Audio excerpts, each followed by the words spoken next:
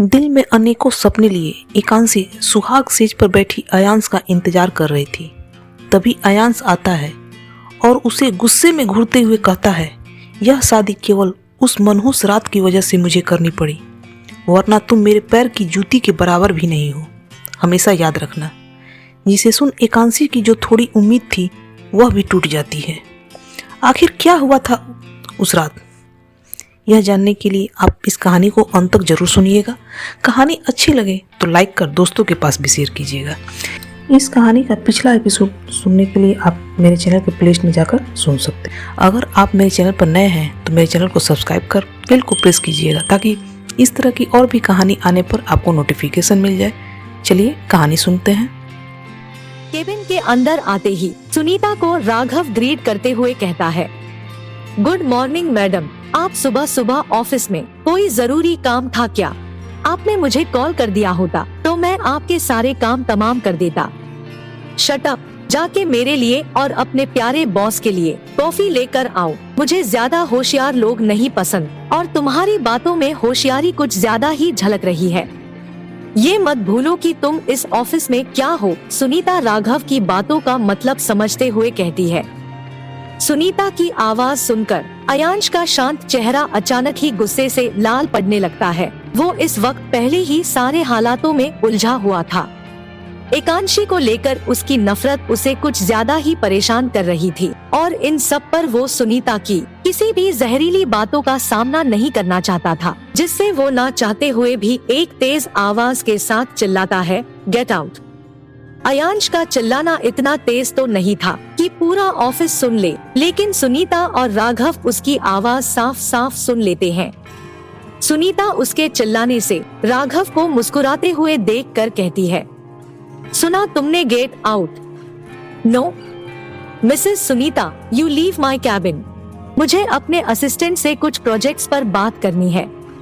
मैं फालतू लोगों के साथ फालतू वक्त बर्बाद नहीं करना चाहता। आप चाहे तो बाहर बैठकर आराम से कॉफी पी सकती है, काफी जगह है बाहर बैठने लायक। अयांश अपनी जगह से उठकर पॉकेट में हाथ डाले ठंडे लहजे में कहता है। अयांश के इतने घमंड से भरे लहजे को सुनकर सुनीता के पूरे शरीर में गुस्से से ज्वालामुखी फूटने लगती है। एक असिस्टेंट के सामने बेइज्जत होना उसके लिए किसी जहर से कम नहीं था। उसकी आंखें गुस्से की वजह से लाल हो गई थी। वो अयांश की ओर घूरते हुए केबिन से निकल गई। कहीं ना कहीं वो भी जानती थी कि अयांश का ये बर्ताव उसके लिए नुकसानदायक ही साबित होगा और इस वक्त उसका वहाँ से चले जाना ही अच्छा होगा। सुनीता के द्वारा अपमानित होने के बाद राघव का जो चेहरा उतर गया होता है वो एक बार फिर से खिल उठता है, जिससे वो अयांश को इशारे से शुक्रिया कहते हुए केबिन से निकल जाता है। इधर एकांशी नींद में ही अपने दूसरे हाथ को जख्मी हाथ पर रख देती है, जिससे उसे तेज दर्द होता है और उसकी आंखें एक झटके में ही खुल जाती है। वो अपने दांतों को भींचते हुए उठकर सीधी हो जाती है। उस घड़ी का शीशा जितना अयांश के हाथों में नहीं लगा था, उससे कहीं ज्यादा वो एकांशी के कलाई को चोट पहुंचाया था। एक पल के लिए उसकी कलाई में इतना तेज दर्द हुआ कि वो तड़प उठी और उसकी आंखें आंसुओं से भर गई। सोने के बाद भी उसके दिमाग में शांति नहीं हुई थी। अयांश की बातें अभी भी उसके दिमाग में किसी रेडियो की तरह बज रही थी। बचपन से लेकर आज तक वो एक राजकुमारी की तरह पली बड़ी थी। उसके पापा और माँ उससे बहुत प्यार करते थे, लेकिन जिस दिन उसकी शादी अयांश से हुई थी उस दिन दोनों में से कोई भी उसके साथ नहीं था। अयांश के साथ एक ही कमरे में होना उसके पापा को बर्दाश्त नहीं हुआ था और वो एकांशी को देखना तक नहीं चाहते थे, जिससे वो उसे मुंबई में ही छोड़कर चले गए। उन्होंने उसकी शादी में शामिल होना तक गवारा नहीं समझा था। ऊपर से अयांश की नफरत भरी बातें उसके दिमाग में अलग ही तनाव बना रही थी। वो सोच ही रही थी कि तभी उसकी नजर फर्श पर रखे फर्स्ट एड बॉक्स पर पड़ी, जिसे देखकर उसे समझ नहीं आया कि वो बॉक्स यहाँ कैसे आया होगा, जिससे वो थोड़ा घबराते हुए अपनी जगह से उठी और अपने जख्मी हाथ को दूसरे हाथ से पकड़े हुए सीढ़ियों पर चढ़ने लगी। जब वो आधे सीढ़ी को चढ़ गई तब उसे अपने कमरे का दरवाजा खुला हुआ दिखाई दिया, जिससे वो समझ गई कि अयांश जा चुका है और उसने ही वो बॉक्स वहाँ रखा होगा ताकि वो उठकर अपने हाथों पर मरहम लगा ले। उस बॉक्स को सीढ़ियों से ही घूरते हुए सोचने लगी, हाथ के घाव के लिए मरहम और दिल की तकलीफ के लिए क्या देंगे आप अयांश। मुझे नहीं पता कि क्यों आप ये सोचते हैं कि मैंने आपको उकसाया होगा उस रात को, जबकि मुझे तो कुछ याद भी नहीं है। मैं कितनी भी कोशिश कर लूं, मुझे याद नहीं आता कि उस रात मुझे क्या हुआ था। मैं आपसे बहुत प्यार करती हूँ, शायद यही वजह मुझे बहका गई होगी, लेकिन क्या मेरा प्यार ही मेरी जिंदगी में इतना तूफान ले आया है। सोचते हुए ही वो सीढ़ियों पर बैठ गई। उसकी आंखों से फिर आंसू गिरने लगे थे। ना ही अयांश उसकी बातों को सुनता था और ना ही उसके करीब ही ऐसा कोई था जो उसकी बातों को सुनकर उस पर यकीन कर सके। अयांश तो उसे झूठी और धोखेबाज समझता था, तो क्या उसके बताने पर यकीन करता वो कि वो सच कह रही है। उसे कुछ भी याद नहीं है। अगर वो खुद को खत्म भी कर लेती तो भी उसकी प्रॉब्लम्स खत्म नहीं होती। अयांश अपनी नफरत का बदला उसके पापा से लेने लगता और ऐसा कुछ भी वो नहीं चाहती थी। उसके दिमाग में एक पल के लिए ये ख्याल भी आता है कि वो अयांश को बता दे कि वो उससे प्यार करती है, शायद इससे उनके बीच की दूरी कम हो जाए। लेकिन उसे इस बात का भी डर था कि कहीं अयांश उसके प्यार को भी झूठ और धोखे का नाम ना दे दे। उसने उसे पूरे दिल से चाहा था और वो नहीं चाहती थी कि उसका प्यार अयांश की नजर में सिर्फ झूठ और फरेब बन के रह जाए। उसका दिमाग इतना सब कुछ एक साथ नहीं झेल सकता था। उसे अपने शरीर में गर्मी का एहसास होने लगा, जिससे वो उठकर अपने कमरे में चली गई और बाथरूम में जाकर उसने शावर ऑन कर लिया। पानी की गिरते बूंद के साथ उसका पूरा शरीर भीग चुका था, लेकिन वो अभी भी वैसे ही खड़ी अयांश की बातों के बारे में सोच रही थी। काफी देर के बाद जब उसे ठंड का एहसास होने लगा, तब जाकर वो अपने ख्यालों से बाहर निकली और गीले कपड़ों के साथ ही कमरे में वापस आ गई। खुद को आईने के सामने रखकर वो देखने लगी। उसके गीले कपड़ों और गीले बालों से पानी टपकते हुए फर्श पर गिर रहा था, जिससे पूरे कमरे में सिर्फ घड़ी चलने और पानी की बूंद गिरने की ही आवाज आ रही थी। अयांश एसी बंद करके भी नहीं गया था, जिससे कमरे का तापमान काफी कम भी था और उसे ठंड भी लगने लगी थी। उसने अपने दोनों हाथों को सिकोड़ लिया था और फिर एक कपड़े के सेट को निकालकर उसे पहन लिया। जब वो किचन में अपने लिए कुछ बना रही थी, तब भी उसकी नजर उस फर्स्ट एड बॉक्स पर ही थी। उसने अभी तक अपने हाथों पर पट्टी नहीं बांधी थी। खाना बना लेने के बाद वो डाइनिंग टेबल पर बैठ गई। उसने पहले थोड़ा खाना खाया और फिर अपने कमरे में चली गई। पिछले 2 महीने से उसकी यही जिंदगी बन गई थी। सुबह के 4 बजे सोने की वजह से उसे नींद भी आ रही थी, जिससे वो अपने बेड के बेडशीट को बदलने और अयांश के सिगरेट के राख को साफ करने के बाद सोने के लिए बेड पर लेट गई। कुछ ही देर में उसकी आंख लग गई और काफी देर के बाद सुकून भरी गहरी नींद में सो गई।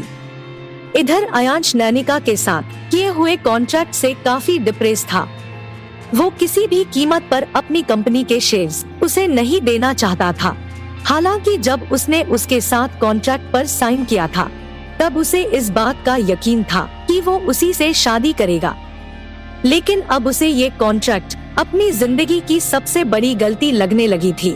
अगर वो उस रात एकांशी के साथ मीडिया न्यूज में ना फंसा होता, तो उसने एकांशी के साथ बिल्कुल भी शादी नहीं की होती और ना ही उसे अपनी कंपनी के शेयर्स नैनिका के नाम करने की जरूरत पड़ती। उसके दिमाग में ये बात भी घूम रही थी कि एकांशी ने उसे पिल्स देकर उकसाने की कोशिश की थी। अगर उस रात एकांशी ने वो सब कुछ ना किया होता, तो उसकी इमेज उसकी कंपनी के ऊपर आंच ना आई होती। और यही कारण भी था उसके गुस्से का, जो बीते रात वो एकांशी पर उतार कर आया था। पूरा दिन सोचने के बाद अयांश को स्ट्रेस में देखकर राघव को इन सब से निकलने का एक अच्छा उपाय सूझता है और वो उससे कहता है, अगर आप अपने शेयर्स किसी ऐसे इंसान को दे दें जो आपके कहने पर उन शेयर्स को वापस कर दे समय आने पर, तो नैनिका मैडम हर तरफ से हार जाएगी। राघव की बात में पॉइंट तो था, लेकिन फिर भी अयांश उसे घूरते हुए कहता है, क्या तुम्हें मेरे परिवार में कोई ट्रस्ट करने के लायक दिखाई देता है?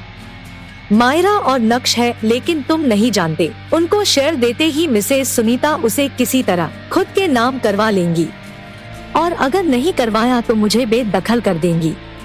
कहते हुए ही वो अपनी घड़ी में वक्त देखता है। रात के 10 बज रहे होते हैं, जिससे वो एक लंबी सांस भरता है और वापस अपने फाइल्स को पढ़ने लगता है। अयांश को दिन भर के काम से थका हुआ देखकर राघव उससे कहता है, नैनिका मैडम का बाद में सोचेंगे, क्या आप डिनर करेंगे? मैं आपको किसी रेस्टोरेंट में ले चलता हूँ। नहीं, तुम जाओ, मैं कुछ देर और यही रुकूंगा। अयांश नए प्रोजेक्ट्स के डिटेल को पढ़ते हुए कहता है। उसका स्वभाव इस वक्त सामान्य से कुछ ज्यादा ही शांत था, जिसे देखकर राघव अपने कंधे को उचकाते हुए कहता है, ठीक है सर, मैं निकलता हूँ। जब आप फ्री हो जाना तो मुझे मैसेज कर दीजिएगा, मैं आपको ड्रॉप करने के लिए आ जाऊंगा। उसकी जरूरत नहीं, तुम अपनी कार से घर चले जाओ, मैं खुद ही घर चला जाऊंगा। अयांश अभी भी फाइल्स में ही देखते हुए कहता है। राघव के जाने के आधे घंटे के बाद अयांश भी अपनी जगह से उठता है और अपनी पॉकेट से अपने माँ पापा का फोटो निकालने लगता है। फोटो निकालते हुए ही उसकी उंगलियों से एकांशी की वही ब्रेसलेट उलझ जाता है, जो उसने शादी के दूसरे दिन स्टडी रूम से टूटा हुआ उठाया था। फोटो निकालते ही वो ब्रेसलेट नीचे फर्श पर गिर जाता है, जिससे अयांश झुककर उसे उठा लेता है। उस ब्रेसलेट को देखते हुए वो कहीं खो सा गया था। उसे खुद इस बात का एहसास नहीं हुआ कि वो कितनी देर से खड़ा बस उसी ब्रेसलेट को देखे जा रहा था। उसके लिए वक्त बिल्कुल थम सा गया था। 11 साल की उम्र से वो अकेला ही रहते आया था। उसका स्कूल, उसका कॉलेज, यहाँ तक कि बीमारी में भी उसने अकेलेपन को ही झेला था। उसका ख्याल रखने के लिए कोई भी नहीं था। जब भी उसे किसी सहारे की जरूरत पड़ती, वो अपने माँ पापा की तस्वीर देख लेता था। और आज जब उसकी शादी हो चुकी है, तब भी उसकी जिंदगी में अकेलापन ही है। अगर फोन की रिंग नहीं बजी होती तो ना जाने वो कब तक वैसे ही खड़ा उस ब्रेसलेट को देखता रहता। लेकिन फोन के रिंग होने पर वो अपने ख्यालों से बाहर आ चुका था। इस बार उसने उस ब्रेसलेट को अपने पॉकेट में नहीं रखा, बल्कि उसे अपने केबिन के टेबल में रख दिया। फोन की स्क्रीन पर राघव का नाम दिख रहा था, जिससे वो कॉल रिसीव कर लेता है। उसका दिल एक बार फिर निराशा से भर चुका था। वो बिना कुछ बोले अपने कान से फोन को लगाए खड़ा रहा, जब तक कि राघव ने कहना शुरू नहीं कर दिया, सर क्या मैं आपके लिए कुछ ले आऊं खाने को? आपने सुबह से ही कुछ नहीं खाया है। अयांश के कुछ भी ना कहने पर राघव बोलता है। अयांश बिना कोई जवाब दिए फोन को कट कर देता है और चलते हुए ऑफिस से निकल जाता है। कार में बैठकर उसने कार को स्टार्ट किया और यू टर्न मारते हुए उसने कार को जुहू के मेंशन की ओर मोड़ लिया। वो तेजी से कार को आगे की तरफ भगा रहा था। जुहू के मेंशन पहुंचकर उसने रोज की तरह ही चाबी से दरवाजे को खोलने के लिए अपनी चाबी निकाल ली, लेकिन फिर उसके हाथ दरवाजे तक पहुंचते पहुंचते रुक गए। वो कुछ पल वैसे ही खड़ा रहा, फिर अपने चाबी को उसने अपने पॉकेट में रखकर दरवाजे की बेल बजा दी। वो जानता था कि कल रात एकांशी काफी देर से सोई थी, जिसकी वजह से आज वो जल्दी सो गई होगी। लेकिन वो फिर भी यही चाहता था कि उसके लिए दरवाजा एकांशी ही खोले। दिन में सो लेने की वजह से एकांशी जाग रही थी। वो किचन में अपने लिए कुछ बना रही थी और अचानक बेल की आवाज से उसके हाथ से करछी नीचे गिर गई, जिसे उठाकर उसने स्लेव्स पर रख दिया और दरवाजे की ओर बढ़कर पहले पूछा कौन है, क्योंकि अयांश कभी भी बेल बजाकर नहीं आता था और रात भी काफी हो गई थी। घर से दरवाजा खोलना इस वक्त सही नहीं होता, जिससे उसने पूछकर ही दरवाजा खोलना सही समझा। उसके पूछने पर ना जाने क्यों, लेकिन अयांश को अपनी इस बेवकूफी पर हंसी आ गई और अब उसे समझ नहीं आ रहा था कि वो क्या कहे उसे। इधर एकांशी ने फिर से वही सवाल दोहरा दिया, जिससे अयांश ने अपने गले को साफ करते हुए हिचकिचाते हुए कहा, ओपन द डोर। अयांश की आवाज सुनकर एकांशी का पूरा शरीर सिहर सा गया। कल रात की घटना के बाद वो अब उसका सामना नहीं करना चाहती थी। वो उसके सामने जाने के ख्याल से घबरा गई थी और अब वो दरवाजे की ओर अपना हाथ बढ़ा रही थी। उसने अपने आंखें बंद की और दरवाजे को खोलने से पहले कई गहरी सांसें भरी। दरवाजे को खोलने पर उसे एंट्रेंस पर अयांश बिल्कुल सीधा खड़ा दिखाई दिया। उसने अपने हाथों को पॉकेट में डाल रखा था। सुबह बालों को हाथों से सेट करने की वजह से उसके बाल अभी तक बिखरकर उसके माथे पर आ गए थे। वो एक टक उसे ही देखते हुए अपनी लंबी पलकें झपका रहा था, लेकिन एकांशी के पैर अब कांपने लगे थे। वो खुद को किसी ऐसी जगह छुपा लेना चाहती थी जहां उसका सामना अयांश से ना हो। अयांश एकांशी के चेहरे के भाव को पढ़ने की कोशिश करने लगा। उसे उसका चेहरा पीला नजर आ रहा था और इससे पहले कि वो कुछ कहता, उसकी नजर एकांशी के जख्मी हाथ पर पड़ी जो अभी भी खुला हुआ था। उसने उस पर ना तो कोई दावा लगाई थी और ना ही कोई पट्टी ही बांधी थी। पूरे हाल में नजर घुमाने पर उसे वो फर्स्ट एड बॉक्स वही दिखाई दिया जहां उसने उसे रखा था। उस बॉक्स को देखकर वो समझ गया कि एकांशी ने बॉक्स को छुआ तक नहीं है। अयांश को अभी भी उसी जगह खड़े होकर पूरे घर को घूरता देख एकांशी थोड़ी घबराती तो जरूर है, लेकिन जल्द ही वो बिना एक शब्द भी बोले वहाँ से मुड़कर किचन की ओर बढ़ जाती है। एकांशी को इस बात का जरा भी अंदाजा नहीं था कि अयांश आज घर लौट आएगा। पिछली बार जब उसने उसके साथ बुरा बर्ताव किया था तो वो काफी लंबे समय के लिए उससे दूर हो गया था। फिर आज अयांश का लौट आना उसे अचरज में डाल रहा था। काफी कुछ सोचते हुए वो अपने लिए खाना बनाना फिर शुरू कर देती है। इधर अयांश ने सुबह कुछ हल्का नाश्ता किया होता है जिससे उसे भूख लगी थी। उस पर से एकांशी के बनाए खाने से खुशबू पूरे घर में फैल चुकी थी, जिससे उसे अपने पेट में और तेज भूख का एहसास हो रहा था। माँ पापा के गुजर जाने के बाद अयांश ने कुछ खाने की डिशेज को बनाना सीखा तो था, लेकिन वो ठीक से नहीं बना पाता था। खाने की खुशबू अयांश को उसकी माँ के हाथ का बनाए खाने की याद दिला रही थी, जिससे ना चाहते हुए भी वो किचन की ओर बढ़ गया। किचन के एंट्रेंस पर पहुँचते ही अयांश की सबसे पहली नजर एकांशी पर पड़ती है। वो बार बार अपने बालों को पीछे कर रही थी, लेकिन उसके बाल हर बार ही उसके चेहरे पर गिरकर उसे खाना बनाने में परेशान कर देते थे। कई बार बालों को पीछे करने के बाद जब वो परेशान हो गई तो उसने अपने सारे बालों को एक हाथ से पकड़ लिए और जख्मी हाथ से खाना बनाने लगी। उसे देखकर अयांश को ऐसा लगा जैसे उसे अपने हाथ के घाव से कुछ दर्द ही नहीं हो रहा। वो सब कुछ बिल्कुल शांति से कर रही थी। उसके चेहरे पर हमेशा की तरह शांति के भाव थे। सुबह से कम उदास लग रही थी, लेकिन अभी भी उसने कुछ भी नहीं बोला था। हर बार जब भी अयांश ने उसकी आवाज सुनी थी तब वो गुस्से में ही था। कभी भी उसने उसकी आवाज सुनने या उससे सामान्य रूप से बात करने की कोशिश नहीं की थी। ये बात और थी कि दोनों की शादी के 2 महीने से ज्यादा हो गए थे और आज तक दोनों ने एक बार भी साथ बैठकर खाना या खुद के बीच पनप रही दूरियों को कम करने के लिए पहल नहीं की थी। इधर एकांशी को इस बात का एहसास हो रहा था कि अयांश उसे ही देख रहा है, लेकिन उसकी हिम्मत नहीं हो रही थी कि वो उस ओर एक नजर देख के उससे पूछ ले कि क्या उसे कुछ चाहिए।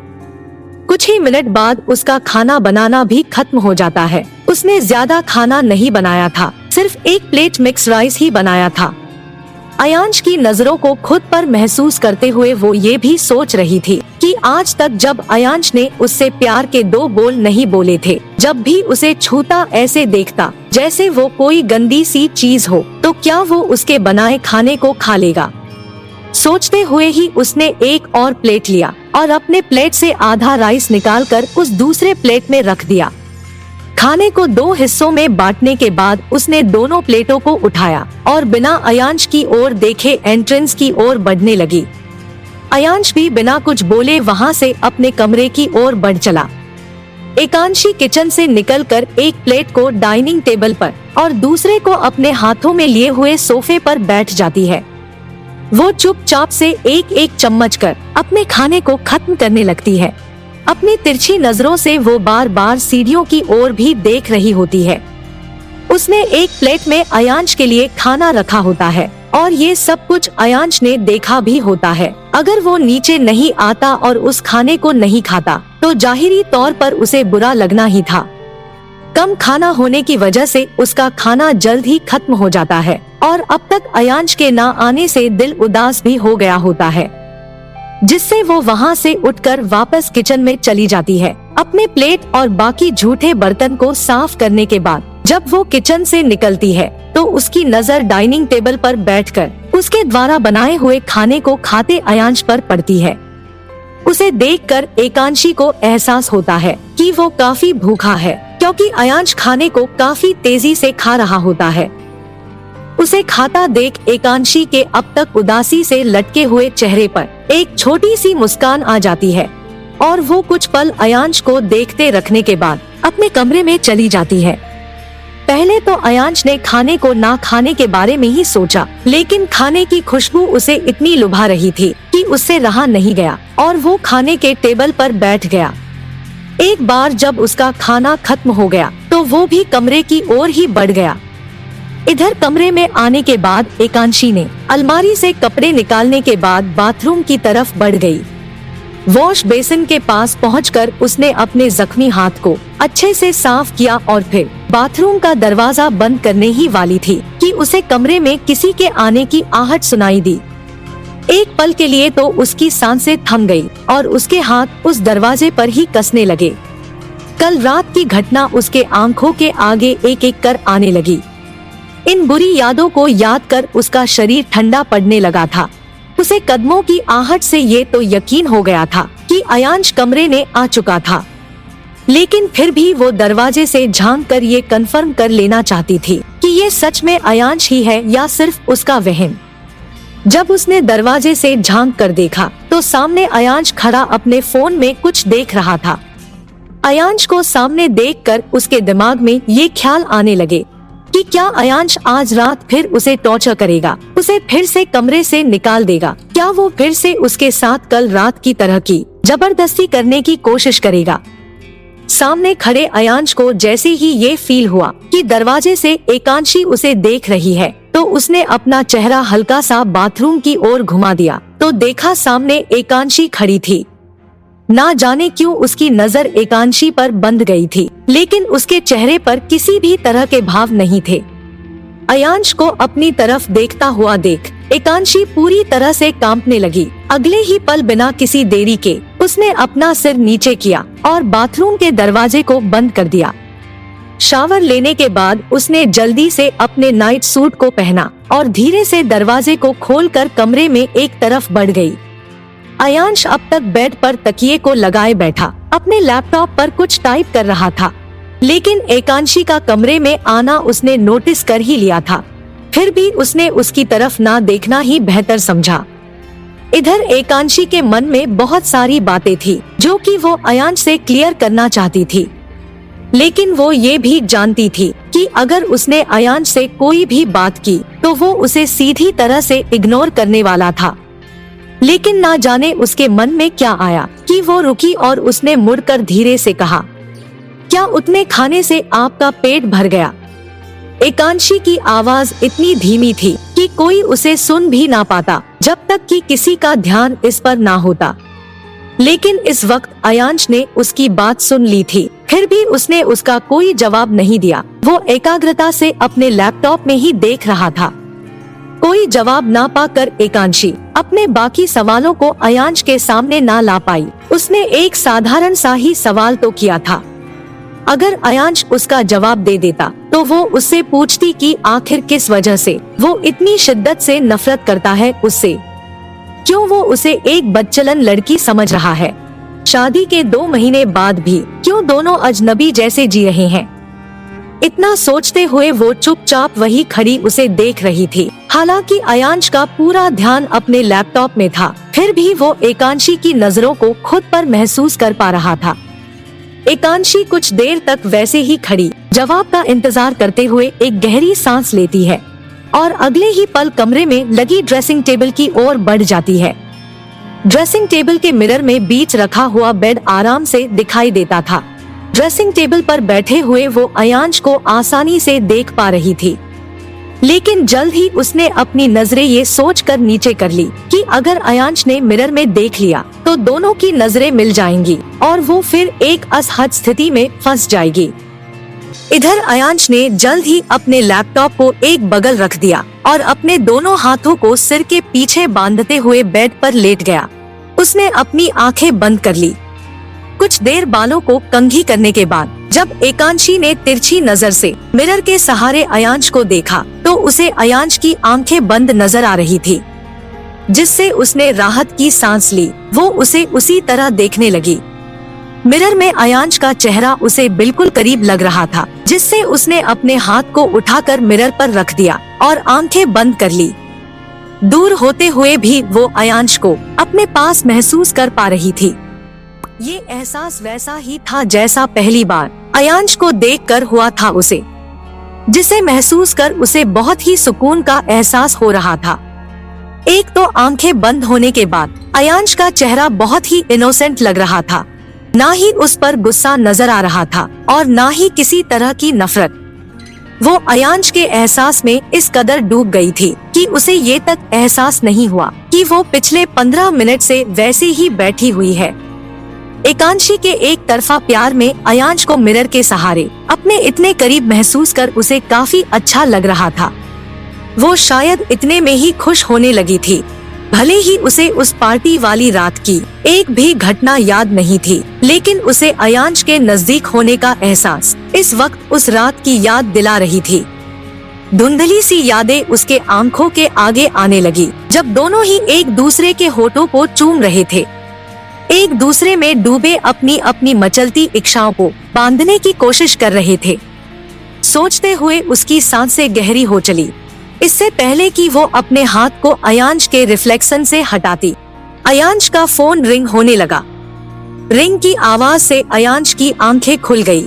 उसने अपने फोन को उठाने से पहले एकांशी की तरफ एक नजर देखा, जो मिरर के सामने बैठी उसे ही देख रही थी। अयांश की नजरों को अपनी ओर देखकर एकांशी ने खुद को संभाला और वापस अपने बालों को सुलझाने लगी।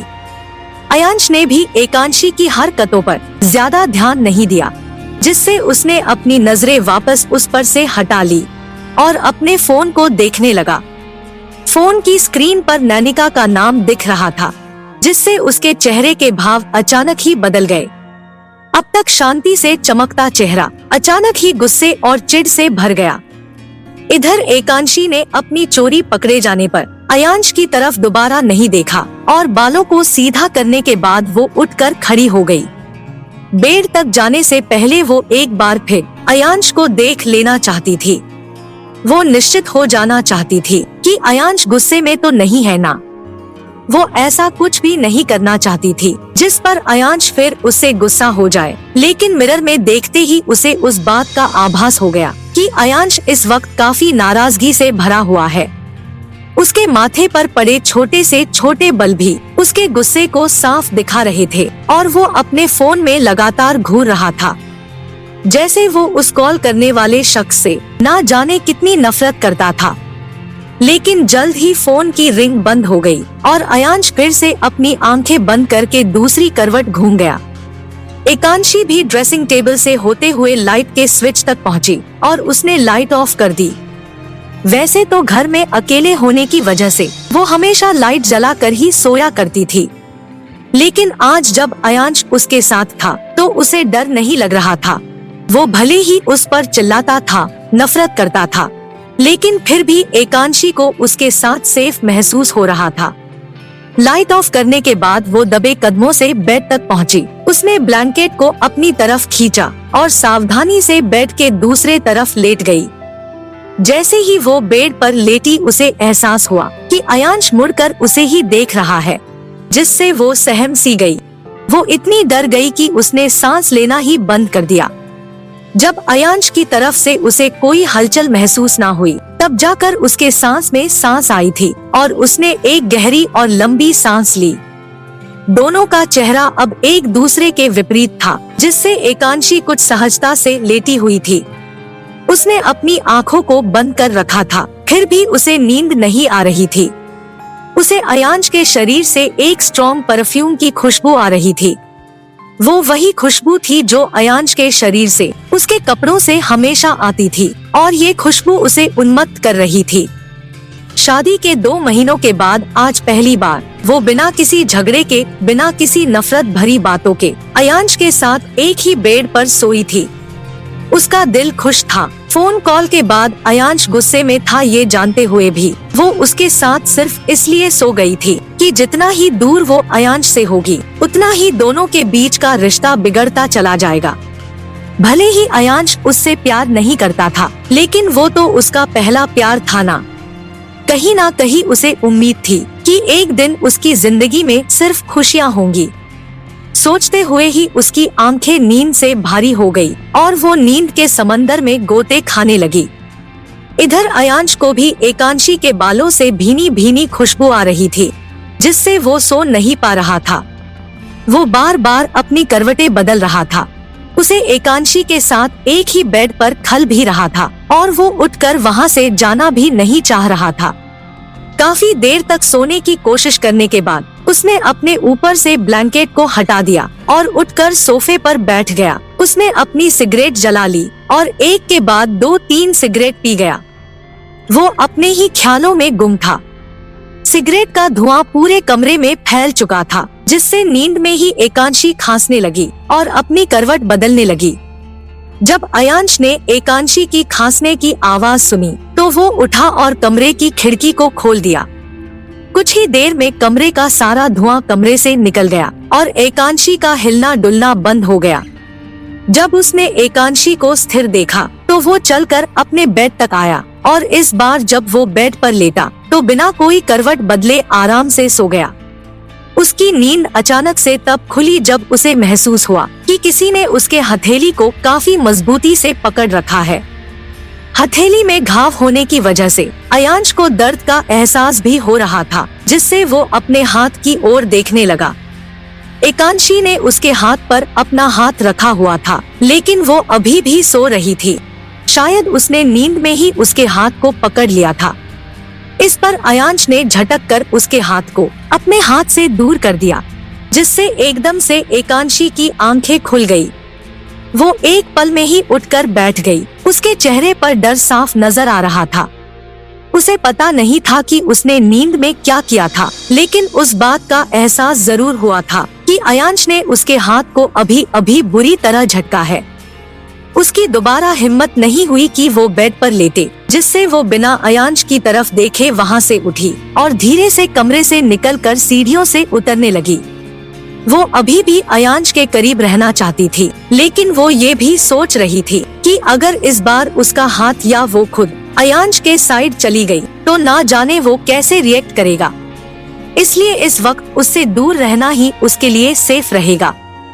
इधर अयांश एकांशी के यूं चुपचाप चले जाने से कुछ समझ नहीं पाया और वो वापस बेड पर लेटकर अपने फोन में देखने लगा। फोन में देखते हुए ही उसने रात के 12 बजा दिए। तब जाकर उसने अपने फोन को लॉक किया और अपनी आंखें बंद करके सोने की कोशिश करने लगा। लेकिन उसे अभी भी एकांशी के पिल्लों से उसके बालों की खुशबू आ रही थी, जिससे वो एकांशी की खाली पड़ी जगह की ओर देखने लगा। जब उसे बर्दाश्त नहीं हुआ तो वो उठा और कमरे का दरवाजा खोल आहिस्ते से कमरे से निकल गया। उसने बालकनी से एकांशी को सोफे पर बैठे हुए देखा। वो सो नहीं रही थी, बस एक टक घड़ी की ओर ही देखे जा रही थी। अचानक ही अयांश की नजर उस ओर मुड़ गई, जहां उसने एकांशी के गले को पकड़कर कहा था कि वो उसे उसकी आखिरी सांस तक तड़पता हुआ देखना चाहता है।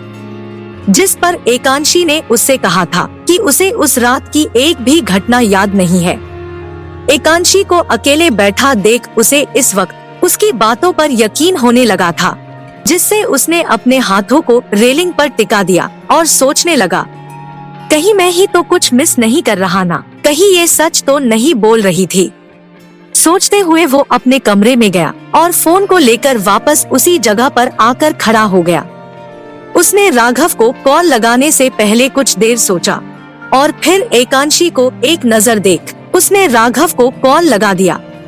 राघव के कॉल रिसीव करते ही उसने बिना एक भी पल गवाए थोड़े कर्कश आवाज में कहा, दिनेश, आदित्य की पार्टी जिस हॉल में हुई थी उस हॉल के ओनर से मिलना है कल के कल, उसके साथ मेरी मीटिंग फिक्स करो।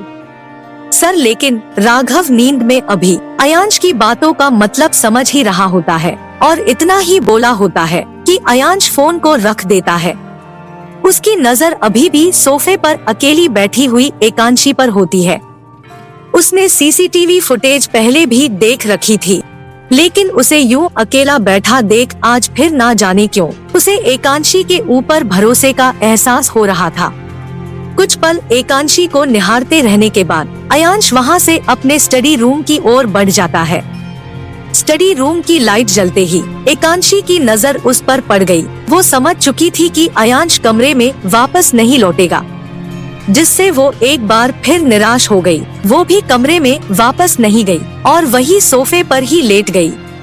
कुछ ही देर में उसे नींद आ गई और वो गहरी नींद में सो गई। सुबह जब अयांश स्टडी रूम से निकलकर हॉल में देखता है तो उसे एकांशी वही सोफे पर सोई हुई दिखाई देती है, जिससे वो ना चाहते हुए भी उसकी ओर बढ़ जाता है। एकांशी का चेहरा गोरा था, उस पर से उसकी बंद आंखें पलकों को और लंबा दिखा रही थी। उसने जो नाइट सूट पहना था वो उसकी कमर से थोड़ा ऊपर की ओर उठ आया था, जिससे उसकी पतली गोरी सी कमर नजर आ रही थी। अयांश की नजरें एकांशी के ऊपर से हटने का नाम नहीं ले रही थी। वो वही सोफे के एक सिरे पर खड़ा एकटक उसे ही देख रहा था। सुबह की किरणें उसके चेहरे से टकरा रही थी, जिसे देखकर अयांश को लगा जैसे वो बहुत ही मासूम और खूबसूरत बच्चे की तरह हो। कुछ पल देखते रहने के बाद उसने अपनी गर्दन को घुमाया और कमरे की ओर बढ़ गया। कमरे में पहुंचकर उसने सबसे पहले अपने लिए एक कपड़े का सेट निकाला और फिर शावर लेकर अपने कपड़े पहन लिया। कमरे से बाहर जाने से पहले उसने अपने बालों में जेल लगाया और अच्छे से सेट करने के बाद उसने अपनी कलाई में अपनी सबसे पुरानी घड़ी बांध ली। जब वो कमरे से बाहर निकला तो उसकी नजर एकांशी पर पड़ी, जो जाग चुकी थी और बार बार उसके कमरे की ओर ही देख रही थी। लेकिन जब उसने उसे कमरे से बाहर निकलता देखा तो वो उठकर खड़ी हो गई और ऐसा दिखाने लगी जैसे वो उस ओर नहीं देख रही थी। एकांशी की ये हरकत बिल्कुल उस बच्चे की तरह थी जिसको एग्जाम में चीटिंग करते हुए पकड़ लिया गया हो, जिसे देखकर अयांश के चेहरे पर एक छोटी सी मुस्कान आ गई। लेकिन जल्द ही उसने अपने चेहरे के भाव को फिर से सामान्य किया और फिर बिना कुछ भी बोले घर से निकल गया। घर के बाहर जाते ही उसकी नजर अपनी कार से टिककर खड़ी नैनिका के ऊपर पड़ती है, जो जाहिर तौर पर उसी का इंतजार कर रही थी। लेकिन अयांश बिना उस पर ध्यान दिए अपनी कार में बैठ जाता है और कार के स्टीयरिंग को घुमाकर तेजी से वहां से निकल जाता है। नैनिका वही खड़ी अयांश को जाते हुए देखती है और फिर मुस्कुराते हुए अपने हाथ में लिए हुए काले चश्मे को अकड़ते हुए पहनकर उसके घर के मेन गेट की ओर बढ़ जाती है। उसके चेहरे के एक्सप्रेशन इतने ईर्ष्या से भरे होते हैं जिसे देखकर कोई भी समझ सकता था कि वो यहाँ अयांश से नहीं एकांशी से मिलने आई थी। जल्दी से डोर बेल बजाते हुए वो मन में सोचती है, मेरी जगह को छीनने का हक मैं किसी को नहीं देती और किसी को किसी से दूर करना कितना मुश्किल होता है।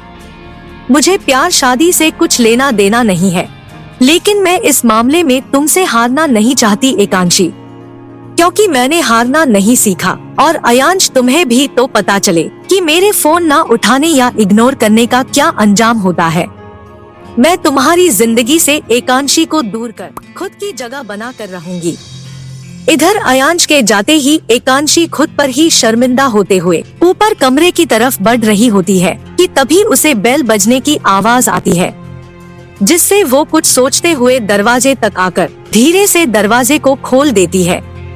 सामने हल्के गुलाबी रंग के जीन्स टॉप में खड़ी नैनिका को देखकर वो अपनी भवों को उठाती हुई सवालिया नजरों से देखती है, जिस पर नैनिका उससे बनते हुए कहती है, हेलो, मैं नैनिका, अयांश की बिजनेस पार्टनर और शायद होने वाली बीबी। होने वाली बीबी। इतना सुनकर एकांशी का अब तक का खिला हुआ चेहरा एकदम से लटक जाता है। अयांश से अपने थोड़े सुधरते रिश्ते को लेकर वो खुश थी। कल रात को भले ही अयांश ने उसे पूरी तरह इग्नोर किया था, फिर भी उसने उसके बनाए खाने को खा लिया था और बिना किसी नफरत भरी बात सुनाए वो पूरे 12 घंटे उसके साथ एक ही घर में था, जिससे वो खुश थी। लेकिन नैनिका की बात ने उसे उलझन और उदासी से घेर दिया था, जिससे वो खामोशी से खड़ी नैनिका को ही देख रही थी। उसके आंखों में आंसू आ चुके थे, जिसे देख नैनिका थोड़ा मुस्कुराते हुए फिर कहती है, देखो मेरे और अयांश के बीच में पहले से सब कुछ तय था। तुम हमारे बीच नहीं आई होती तो अब तक हमने शादी कर ली होती। जो तुम्हें चाहिए था तुम्हें मिल चुका है। अयांश देखने में काफी आकर्षक लगता है। सारी लड़कियां उसके साथ रात बिताना चाहती है। अयांश ने मुझे बताया था कि तुमने कैसे उसे सेड्यूस करने की कोशिश की थी। सच बताओ तो तुम्हारे स्टेटस को देखकर ऐसा लगता नहीं था कि तुम एक अय्याश टाइप की लड़की होगी। लेकिन अब क्या कर सकते हैं, कुछ लड़कियां तुम्हारी तरह भी होती है। खैर मैं तो अयांश से मिलने आई थी, पर लगता है वो तुम्हें कुछ खास भाव नहीं देता। दिल पर मत लेना, अयांश के लिए मैं ही उसकी दुनिया हूँ। बहुत प्यार करता है मुझसे। इतना कहकर वो चुप हो जाती है और एकांशी के चेहरे को देखने लगती है। उसका चेहरा बिल्कुल उतर गया होता है, जिससे नैनिका मन में सोचती है, मैं तुमसे कभी नहीं हारूंगी एकांशी राठौड़, और देखना जल्द ही अयांश की आधी प्रॉपर्टी और उसकी जिंदगी का एक बड़ा हिस्सा होंगी मैं। इतना सोचकर वो एकांशी को देखती है और फिर धीरे से कहती है, अयांश तो है नहीं तो मैं चलती हूँ, लेकिन जाते हुए तुम्हें बता देना चाहती हूँ कि वो अभी इतना ही बोली होती है कि एकांशी दरवाजे को एक तेज आवाज के साथ बंद कर देती है। उसने अयांश की सारी नफरत झेलना मंजूर किया था, लेकिन उसे किसी और के साथ होने की बात सुनकर ही उसका दिल गुस्से से भर रहा था। जब भी एक औरत किसी से प्यार करती है तो वो उसकी सारी गलतियों को, उसके नफरत भरी बातों को सहन कर सकती है, लेकिन कभी अपने पति को किसी और के होने के दावे को नहीं सुन सकती। और एकांशी ने तो अयांश से बिना किसी शर्त के प्यार किया था, फिर वो कैसे बर्दाश्त करती नैनिका की बातों को। नैनिका की बातें उसके दिमाग में ही घूम रही थी। उसका दिल इस बात को नहीं मानना चाहता था कि अयांश की जिंदगी में कोई और लड़की है और वो उससे प्यार करते हैं, लेकिन उसका दिमाग ये कह रहा था कि अयांश का उसके साथ इतना बेरुखापन इसी वजह से तो नहीं, क्योंकि उस रात की वजह से वो अपने प्यार से दूर हो गए और मुझसे शादी करनी पड़ी, इसलिए तो वो मुझसे नफरत नहीं करते ना। सोचते हुए वो 1-2 कदम चलते हुए फर्श पर बैठ गई और अब उसका गुस्सा आंसुओं में बदलकर आंखों से बहने लगा। इधर नैनिका को अपनी कार के पीछे ना देखकर अयांश को समझते देर न लगी कि नैनिका उससे मिलने उसके मेंशन नहीं आई थी, लेकिन क्या वो उस लड़की से। इतना ख्याल आते ही उसने अपनी कार को वापस अपने मेंशन की ओर मोड़ दिया। वो जानता था कि नैनिका किस तरह की लड़की है। जब भी वो किसी चीज को हासिल करने का सोच लेती तो उसके लिए किसी भी हद तक जा सकती थी। जब तक वो वहाँ पर पहुँचा उसने देखा नैनिका अपनी कार तक चलते हुए आ रही थी, जिससे अयांश अपनी कार से निकला और गुस्से में आगे बढ़ते हुए नैनिका के हाथ को पकड़कर उसी के कार से लगाते हुए लगभग चिल्लाते हुए कहा, क्यों आई हो यहाँ और मेरे मेंशन से बाहर क्यों निकल रही थी। नैनिका एक सेल्फ डिपेंडेंट लड़की थी। उसने भी बिजनेस की दुनिया में काफी स्ट्रगल किया था और वो एकांशी की तरह सीधी बिल्कुल भी नहीं थी, जिससे उसने अयांश को झटकते हुए खुद से दूर करते हुए कहा, ओह डियर रिलैक्स, देखो यहाँ आकर तुम्हारे काम को कितना आसान कर दिया मैंने उस लड़की को बताया कि तुम मुझसे प्यार करते हो और अगर वो ना आती तो तुम मुझसे शादी करने वाले थे। अब तुम आसानी से उससे छुटकारा पा सकते हो और मुझसे शादी करके कॉन्ट्रैक्ट को बचा सकते हो, वरना मीटिंग भी अरेंज करा दी है मैंने। कल सुबह 8 बजे कॉन्फ्रेंस हॉल पहुंच जाना अपने कंपनी के 51% शेयर के साथ। और सबसे जरूरी बात, दोबारा मेरा कॉल कट मत करना। नैनिका का इतना कहना था कि अयांश समझ गया कि नैनिका का असली गुस्सा इस वजह से था क्योंकि उसने उसका कॉल नहीं उठाया था। नैनिका के एकांशी से कहे गए झूठ पर भी अयांश को गुस्सा आ रहा था क्योंकि उसे झूठ और धोखे से सख्त नफरत थी। उसने अपने हाथों की मुट्ठी भींच रखी थी और उसकी आंखों में जैसे खून उतर आया था, बिल्कुल लाल आंखें। अयांश के गुस्से को नोटिस करते हुए भी नैनिका बिल्कुल भी नहीं डरी। वो मुस्कुराते हुए वही खड़ी अयांश को घूर रही थी। कुछ पल घूरने के बाद वो अपनी कार में बैठने ही वाली थी कि अयांश ने उसकी बाजुओं को झटके से पकड़कर अपनी तरफ घुमा दिया और अपने गुस्से को काफी हद तक नियंत्रण करते हुए मजाक बनाने वाले लहजे में कहा, मेरे लिए तुम इतनी जरूरी भी नहीं हो कि मैं तुम्हारा कॉल रिसीव करूं। अपनी अहमियत मत बढ़ाओ और दोबारा मेरी बीवी से मिलने की कोशिश भी मत करना, वरना मैं तुम्हें कहां तक बर्बाद कर सकता हूं, उसका अंदाजा भी नहीं है तुम्हें। अयांश ने भले ही अपने गुस्से को दबाने की लाख कोशिश की हो, लेकिन नैनिका की बाजू पर उसकी पकड़ काफी मजबूत थी, जिससे नैनिका को दर्द भी हो रहा था। लेकिन उसने भी अपने दर्द को ना दिखाते हुए अयांश की आंखों में बिना किसी डर के देखते हुए कहा, तब तो मुझे अपनी कंपनी का डायरेक्टर बनाने की तैयारी करो, मिस्टर अयांश आदित्य। कहते हुए ही उसने अपने बाजुओं को छुड़ाया और कार में बैठकर वहां से निकल गई। अयांश भी जल्द ही वहां से अपने ऑफिस के लिए निकल गया, लेकिन उसका गुस्सा अभी तक कम नहीं हुआ था। उसके दिमाग में ना जाने क्यों, लेकिन ये सवाल बार बार उठ रहा था कि नैनिका के झूठ का क्या असर हुआ होगा एकांशी पर, उसे इस बात से फर्क पड़ा होगा या नहीं। इधर राघव जब ऑफिस पहुंचा तो अयांश के बिगड़े मूड को देखते हुए ऑफिस में सबको शांति से काम करने को कहकर खुद अयांश के पीछे पीछे चलने लगता है। अपने केबिन के करीब पहुंचकर अयांश अचानक रुक जाता है और मुड़कर राघव से बिल्कुल ठंडे लहजे में पूछता है, बैंक्वेट हॉल के ओनर से मीटिंग फिक्स हुई? एक तो अयांश का गुस्सैल मूड, ऊपर से उसका इतना ठंडा बर्ताव राघव को डराने के लिए काफी था। ऊपर से उस ओनर से मीटिंग भी फिक्स नहीं हो पाई थी क्योंकि उसके घर में किसी की मौत हो गई थी, जिससे वो किसी से मिलना नहीं चाहता था। ये बात बताने में राघव को अपनी जिंदगी की सारी हिम्मत जुटानी पड़ी, लेकिन जैसा उसने सोचा था वैसा अयांश ने कुछ भी नहीं किया। वो बिना कुछ बोले ही केबिन में चला गया। उसे देखकर ऐसा लग रहा था जैसे वो किसी गहरी सोच में डूबा हुआ हो। अयांश के गुस्सा ना करने पर राघव को थोड़ी और हिम्मत मिलती है और वो फिर कहता है, सर नैनिका मैम वाले प्रॉब्लम का क्या करना है?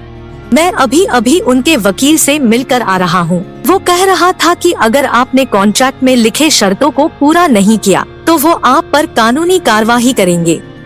कहते हुए ही वो अयांश के मूड को भांपने की कोशिश करता है, लेकिन अयांश को बिना किसी भाव के देख वो कहना जारी रखता है, मेरी राय तो अभी भी यही है कि नैनिका मैडम को शेयर्स देने से अच्छा किसी अपने को दे दो। बस इसमें एक ये प्रॉब्लम है कि आपको अपने डायरेक्टर के पद को छोड़ना होगा और कोई ऐसा हो जो आपके कहने पर फिर से शेयर्स दे दे, ऐसा इंसान ढूंढना होगा। राघव की बातों को अयांश सुन रहा था, लेकिन उसका दिमाग अभी भी नैनिका के झूठ में ही अटका था। वो खुद को ये सोचने से रोक नहीं पा रहा था कि नैनिका के झूठ को सुनकर एकांशी ने कैसे रिएक्ट किया होगा। उसे तो अब उससे दूर होने का रीजन भी मिल गया होगा। पहले ही वो उस सीसीटीवी के फुटेज को देखकर सोचता था कि एकांशी अच्छे कैरेक्टर की नहीं है, और अब उसके दिमाग में ये बात आने लगी थी कि वो नैनिका के झूठ का बहाना बनाकर उससे दूर होने का रास्ता ढूंढ रही होगी ताकि वो किसी और लड़के के करीब जा सके। इतना सोचते ही उसकी आंखें एक बार फिर गुस्से से लाल हो गई। उसने अपने चेयर पर बैठे हुए ही जोर से टेबल पर हाथ मारा और उठकर केबिन में ही टहलने लगा। अचानक अयांश के इस हरकत से राघव बिल्कुल खामोश हो गया और अयांश के इस गुस्से का कारण समझने लगा। उसे लग रहा था कि उसकी नैनिका वाली बात को लेकर अयांश गुस्से में जल रहा था, लेकिन वो क्या ही कर सकता था चुप रहने के अलावा। वो अपने उलझे विचारों और बिखरते गुस्से को नियंत्रित करने की कोशिश कर ही रहा था कि तभी प्रोजेक्ट्स की मैनेजर शीना केबिन के अंदर आते हुए कहती है, सर हमें प्रेजेंटेशन के लिए जाना है, आधे घंटे में मीटिंग स्टार्ट हो जाएगी। काफी कंपनियों के प्रोजेक्ट्स के मैनेजर और डायरेक्टर मीटिंग हॉल में पहुंच चुके हैं, क्या हम भी चले? हमारी कंपनी के प्रेजेंटर पहले ही मीटिंग हॉल में पहुंच चुके हैं। उसकी बातों को सुनकर अयांश बिना कुछ बोले अपने सिर को हाँ में हिला देता है और राघव की ओर एक नजर देख केबिन के दरवाजे की ओर बढ़ने लगता है। अयांश के देखने पर ही राघव समझ जाता है कि उसे भी मीटिंग में जाना है, जिससे वो उसके पीछे पीछे चल देता है। शीना भी अपनी सारी फाइल्स को लेकर नीचे की ओर बढ़ जाती है।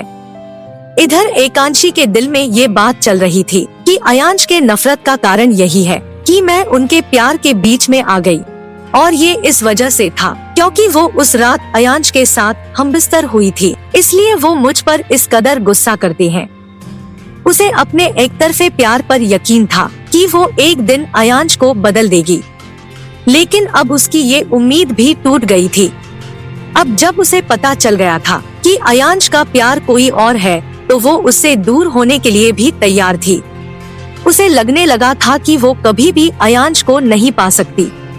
उसने ये भी सोच लिया था कि अगर अयांश ने उससे तलाक की बात कही तो बिना कुछ बोले उसे तलाक दे देगी।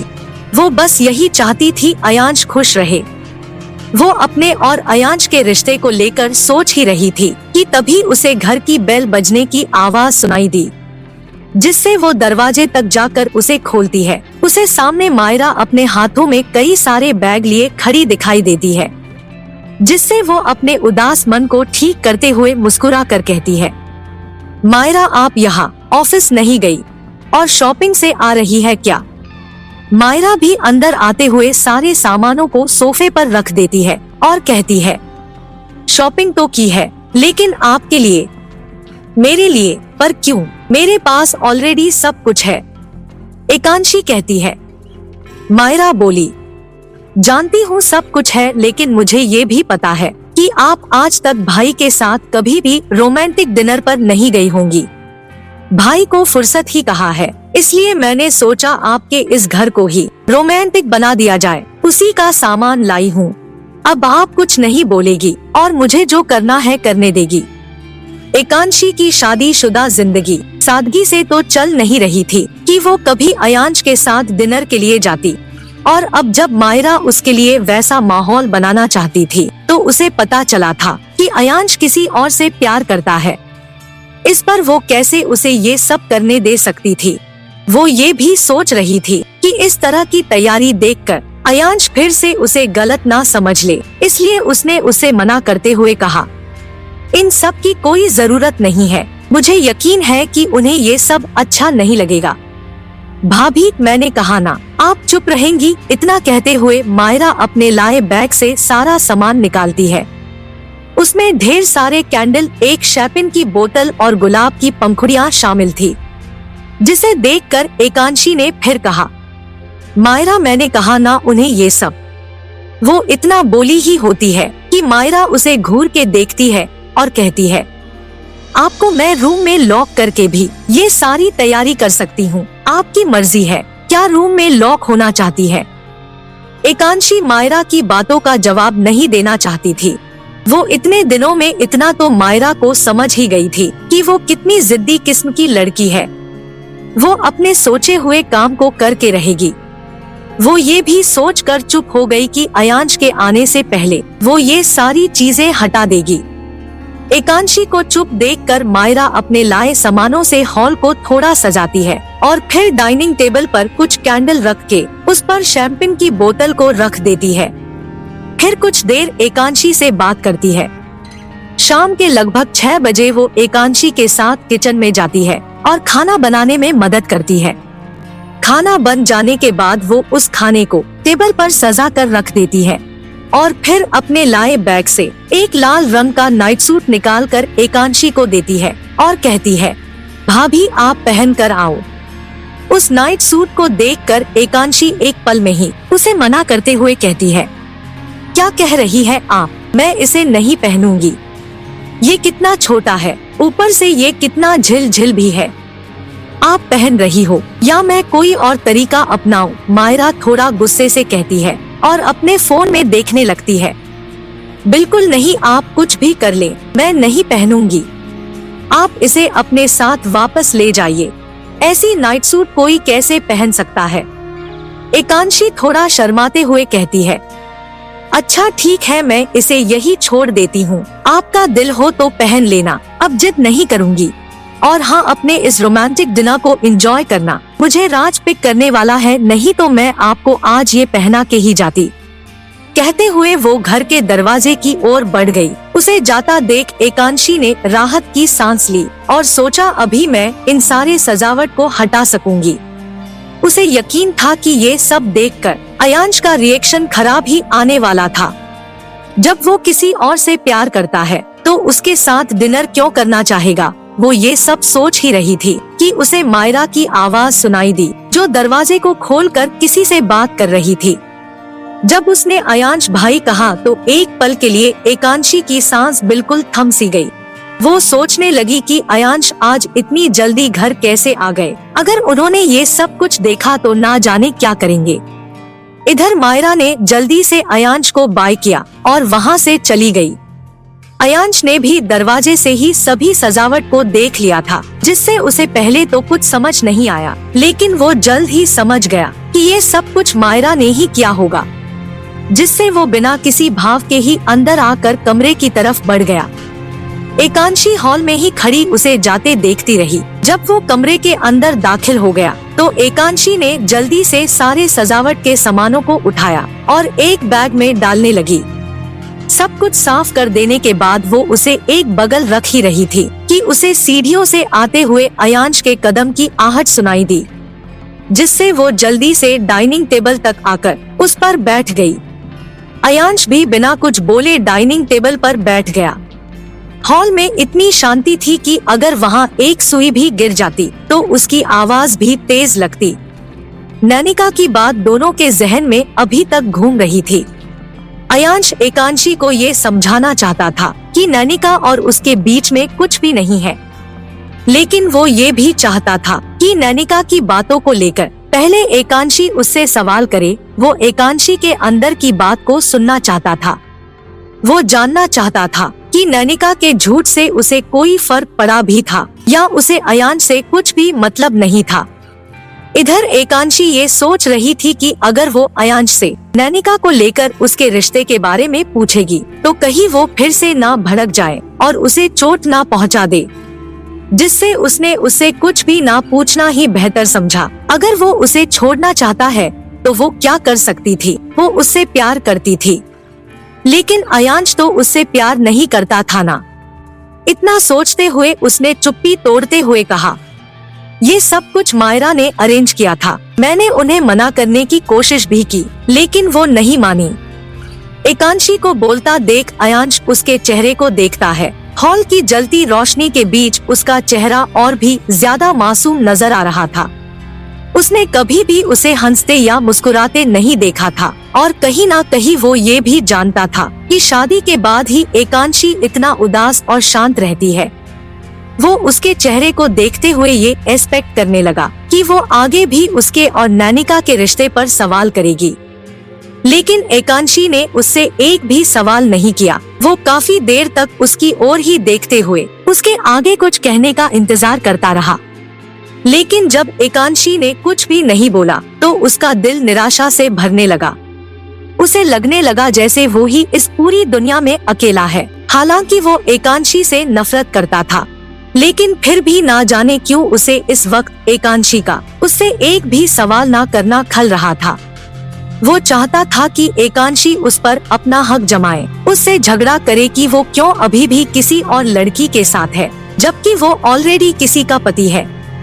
एकांशी भी अपने मन ही मन में ये इंतजार कर रही थी कि अयांश उससे कुछ तो कहे, लेकिन अयांश ने भी कुछ नहीं कहा।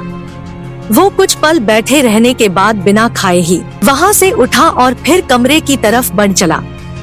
अयांश का कुछ ना कहना और नैनिका का अपने और अयांश के बारे में इतना कुछ कहना एकांशी को तकलीफ दे रहा था, जिससे उसने इस शैंपेन के बोतल को उठा लिया और उसे वहीं पड़े वाइन गिलास में डालकर पीने लगी। जब उसने आधा बोतल पीकर खत्म कर दिया तो वहाँ से लड़खड़ाते हुए उठी और अपने बोतल को हाथ में लिए हुए ही कमरे की तरफ बढ़ गई। कमरे में पहुंचकर अयांश ने शावर ले लिया था, लेकिन उसने अभी भी बाथरोब ही पहना हुआ था। उसके बाल गीले थे और उनसे पानी बूंद बूंद कर फर्श पर गिर रही थे। वो कमरे के दरवाजे से कुछ दूरी पर खड़ा था और अपने फोन में जल्दी जल्दी कुछ टाइप कर रहा था। जब उसे एहसास हुआ कि दरवाजे के करीब अभी अभी एकांशी आकर खड़ी हुई है, तो उसने अपने सिर को मोड़कर उसे देखा। उसके हाथ में वही शैंपेन की बोतल थी। उसने अपने बालों को भी खोल दिया था। उसके कपड़े ढीले ढाले थे, जिससे उसके एक कंधे से नीचे ढलक आए थे और उसका गोरा कंधा दिखाई दे रहा था। उसकी आंखों में आंसू थे और वो कुछ कुछ देर पर उस हाथ में लिए हुए बोतल को अपने मुंह से लगा रही थी। कुछ देर वैसे ही खड़े रहने के बाद एकांशी ने अपने सिर को दरवाजे से टिका लिया और आंखें बंद कर ली। उसे देखकर साफ पता चल रहा था कि वो काफी नशे में है। उसका चेहरा उदासी से भरा था और वो धीरे धीरे कुछ कह भी रही थी। आप मुझे इस तरह क्यों ट्रीट करते हैं? उसकी आवाज इतनी धीमी थी कि अयांश उसे नहीं सुन सकता था, लेकिन वो उस बोतल से पीते हुए फिर थोड़ी तेज आवाज में कहने लगी, आप इस तरह का बर्ताव मेरे साथ क्यों करते हैं? कभी अच्छे कभी बुरे, मुझे खुद ही तकलीफ देते हैं और खुद ही मरहम भी ला कर देते हैं। मैंने क्या गलती की है? मेरा तो सब कुछ बदल गया है। अब अयांश उसकी बातों को सुन सकता था, जिससे वो उसे गौर से देखने लगा। एकांशी कहते कहते बीच में रुककर उस शैंपेन के बोतल को अपने मुंह से लगा रही थी, जिससे देख अयांश आगे बढ़ता है और उसके हाथ से वो बोतल लेने की कोशिश करते हुए कहता है, इनफ। लेकिन एकांशी उसे बोतल नहीं लेने देती। वो अपने हाथ को पीछे करते हुए दरवाजे से अच्छे से टिक कर खड़ी होती हुई कहती है, आप मेरे लिए कभी कंसर्न नहीं होते हैं, आपको मेरे बारे में कोई चिंता नहीं रहती। वो शराब के नशे में उदासी के साथ अपने दिल की बात को कह रही थी, जो उसने अपने दिल में 2 महीने से दबा रखी थी। अयांश भी खामोशी से उसकी सारी बातें सुन रहा था। उसे इस वक्त एकांशी की बातों में वही अकेलापन महसूस हो रहा था, जो उसने पिछले 12 सालों में झेला था। उसके चेहरे पर भी वही मायूसी थी जो एकांशी के चेहरे पर झलक रही थी। एकांशी के आंखों में आंसू आ चुके थे और वो वही दरवाजे से लगकर फिर से शराब को पीने लगी, जिससे अयांश ने उसके हाथ को पकड़ते हुए कहा, स्टॉप ड्रिंकिंग। लेकिन एकांशी ने फिर अपने हाथ को पीछे करते हुए अयांश के पकड़ से खुद को बचा लिया। उसके बाद वो थोड़ी सीधी हुई और चलते हुए कमरे के अंदर आकर शीशे और बेड के दरमियान खड़ी हो गई। उसके कदम लड़खड़ा रहे थे, लेकिन फिर भी वो खुद को संभाल सकती थी। अयांश उसे वही खड़े देख रहा था। उसकी बातें उसे भी हर्ट कर रही थी। शायद वो आज अपनी सारी तकलीफों को कह देना चाहती थी, जिससे उसने फिर कहना शुरू किया, हमारी इंटीमेसी की वजह से हमें शादी करनी पड़ी। एकांशी के इस बात पर अयांश के चेहरे के भाव अचानक ही बदल गए। उसने थोड़े कठोर भाव से पूछा, क्या इसका मलाल है तुम्हें? मुझे नहीं पता, लेकिन उस रात सिर्फ मेरी ही गलती तो नहीं थी, आप भी तो मेरे करीब आए थे। एकांशी फिर गिरते गिरते बचकर कहती है। अयांश इस जवाब से थोड़ा नाराज दिखाई देने लगता है और वो कुछ बोलने के लिए अपने होठों को हिला ही रहा होता है कि एकांशी फिर कहना शुरू कर देती है, ये शराब भी कड़वी है और मेरी जिंदगी के लोग भी। इतना कहते हुए वो वापस शराब को पीती है, लेकिन इस बार अयांश उस बोतल को ही पकड़ लेता है और कहता है, और नक्श कैसा है, क्या वो कड़वा नहीं लगता? एकांशी अयांश के सवाल पर थोड़ा मुस्कुराती है और अपने सिर को नीचे करके कहती है, वो एक लॉयल पर्सन है, मैं उसके बारे में ज्यादा नहीं जानती, लेकिन जब मैं उससे मिली थी तो वो अच्छा था, आप भी अच्छे थे। मैं अपने पुराने दिनों में वापस लौट जाना चाहती हूँ। कहते हुए वो फिर एक बार उस बोतल को अयांश से छुड़ाकर पीने ही वाली होती है कि अयांश झटके से उसके हाथ से वो बोतल छीन लेता है। नक्श को अच्छा कहने पर अयांश को बुरा भी लगा था। उसके दिमाग में ये बात भी थी कि नक्श से कुछ ज्यादा ही क्लोज है एकांशी। जिससे वो कभी कभी उनके रिलेशन को लेकर भी शक में रहता था। लेकिन आज उसे एकांशी की बात सुनकर ऐसा लग रहा था जैसे वो नक्श को उससे ज्यादा पसंद करती थी। बोतल के छीने जाने पर एकांशी अपने मुंह तक हाथ ले जाकर होठों पर लगी शराब को पोंछती है और फिर कहती है, क्यों मुझे कोई पसंद नहीं करता, ना मम्मा ना papa, everyone hates me, nobody cares about me. Ekanshi के आंसू और उसके तकलीफ को देखते हुए अयांश उसे सहज करने की कोशिश करते हुए कहता है, nobody hates you, everyone likes you. कहते हुए ही उसने बोतल को आगे ड्रेसिंग तक बढ़कर उस पर रख दिया। तभी उसे फिर से सुबकने की आवाज के साथ एकांशी की आवाज सुनाई दी, फिर आप मुझे पसंद क्यों नहीं करते? एकांशी का सवाल सुन अयांश के हाथ एक पल के लिए हवा में ही रुक गए और फिर वो एकांशी की ओर मुड़कर सवालिया अंदाज में बोला, क्या? जिस पर एकांशी ने रोते हुए कहा, आप मुझे इस तरह ट्रीट क्यों करते हैं? उसे लगातार रोता देख अयांश को अपने दिल में दर्द महसूस होने लगता है, जिससे वो आगे बढ़कर एकांशी से थोड़ी दूरी पर खड़े होते हुए पहली बार उसका नाम दिल से और बिना नाराजगी के लेते हुए कहता है, एकांशी। अपना नाम सुनकर एकांशी अपने सिर को उठाकर अयांश को देखती है और दूसरे ही पल लपक कर उसके गले से लग जाती है। वो अयांश से कद में काफी छोटी थी, जिससे उसने अपने पैरों को उठा रखा था। वो उसके कंधे पर अपने चेहरे को रख कर रो रही थी। उसके एक एक आंसुओं की गर्माहट को अयांश अपने शरीर पर आसानी से महसूस कर पा रहा था। उसने अपने हाथों से उसके पीठ को कसकर पकड़ रखा था, लेकिन अयांश ने एकांशी के अचानक इस तरह गले लगने के बारे में कल्पना भी नहीं की थी, जिससे वो थोड़ा हैरानी में था। लेकिन उसका चेहरा अभी भी बिना भाव का सबसे दूर रहने वाला जैसा ही था। उसने एकांशी को नहीं पकड़ा था, उसके हाथ अभी भी नीचे ही थे। लेकिन जल्द ही उसने एकांशी के कंधों पर हाथ रख के उसे खुद से दूर किया और फिर उससे कहा, एकांशी। अयांश ने भले ही उसे खुद से अलग कर दिया था, लेकिन एकांशी के हाथ अभी भी उसके पीठ पर ही थे। वो उससे ज्यादा दूर नहीं थी, जिससे उसने एक बार फिर अपने एड़ियों को उठाया और अयांश के होठों तक पहुंची। लेकिन अयांश ने तुरंत ही अपने चेहरे को दूसरी तरफ मोड़ दिया। वो एकांशी के साथ उसके नशे की हालत में कुछ भी नहीं करना चाहता था। वो सोच रहा था कि अगर उसने एकांशी के साथ फिर से रिश्ता बनाया तो वो अपना सब कुछ ही उसे दे देगा। वो कभी भी उसे अपनी जिंदगी से नहीं निकाल पाएगा। उसके मुंह मोड़ लेने से एकांशी ने अपने कदमों को नीचे कर लिया और उसके गले पर अपने होठों को रखने लगी थी। उसके कोमल होठों को अपने गले पर महसूस कर अयांश ने अपने हाथों की मुट्ठी बना ली और उसे फिर से खुद से थोड़ा दूर कर दिया। उसे दूर कर वो उसके भींगी पलकें और गुलाबी होठ को देखने लगा। वो इतनी मासूम लग रही थी कि अयांश उसे कुछ पल तक देखता रहा और फिर आगे बढ़कर उसके होठों पर अपने होठों को रख दिया। एकांशी ने भी अपने हाथों को उसके पीठ से हटाकर गले में फंसा लिया। दोनों ने हो अपनी आंखें बंद कर रखी थी और एक बेचैनी के साथ किस करने लगे।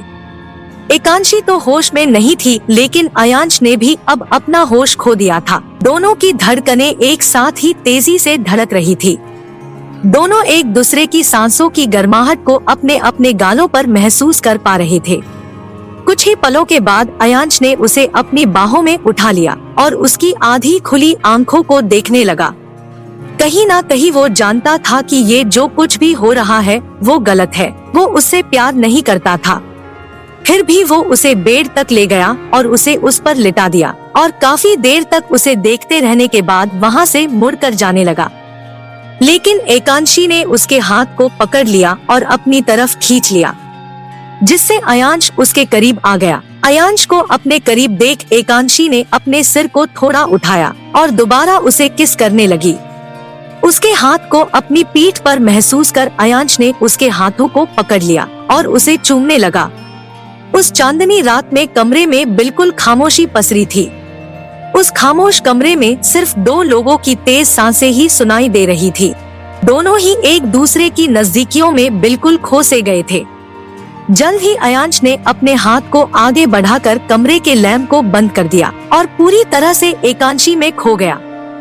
एक बार फिर सब कुछ खत्म हो गया। एक तो एकांशी पहले ही शराब के नशे में थी और थके होने की वजह से सो गई, लेकिन अयांश अभी भी जाग रहा था। उसने लैंप जला दी।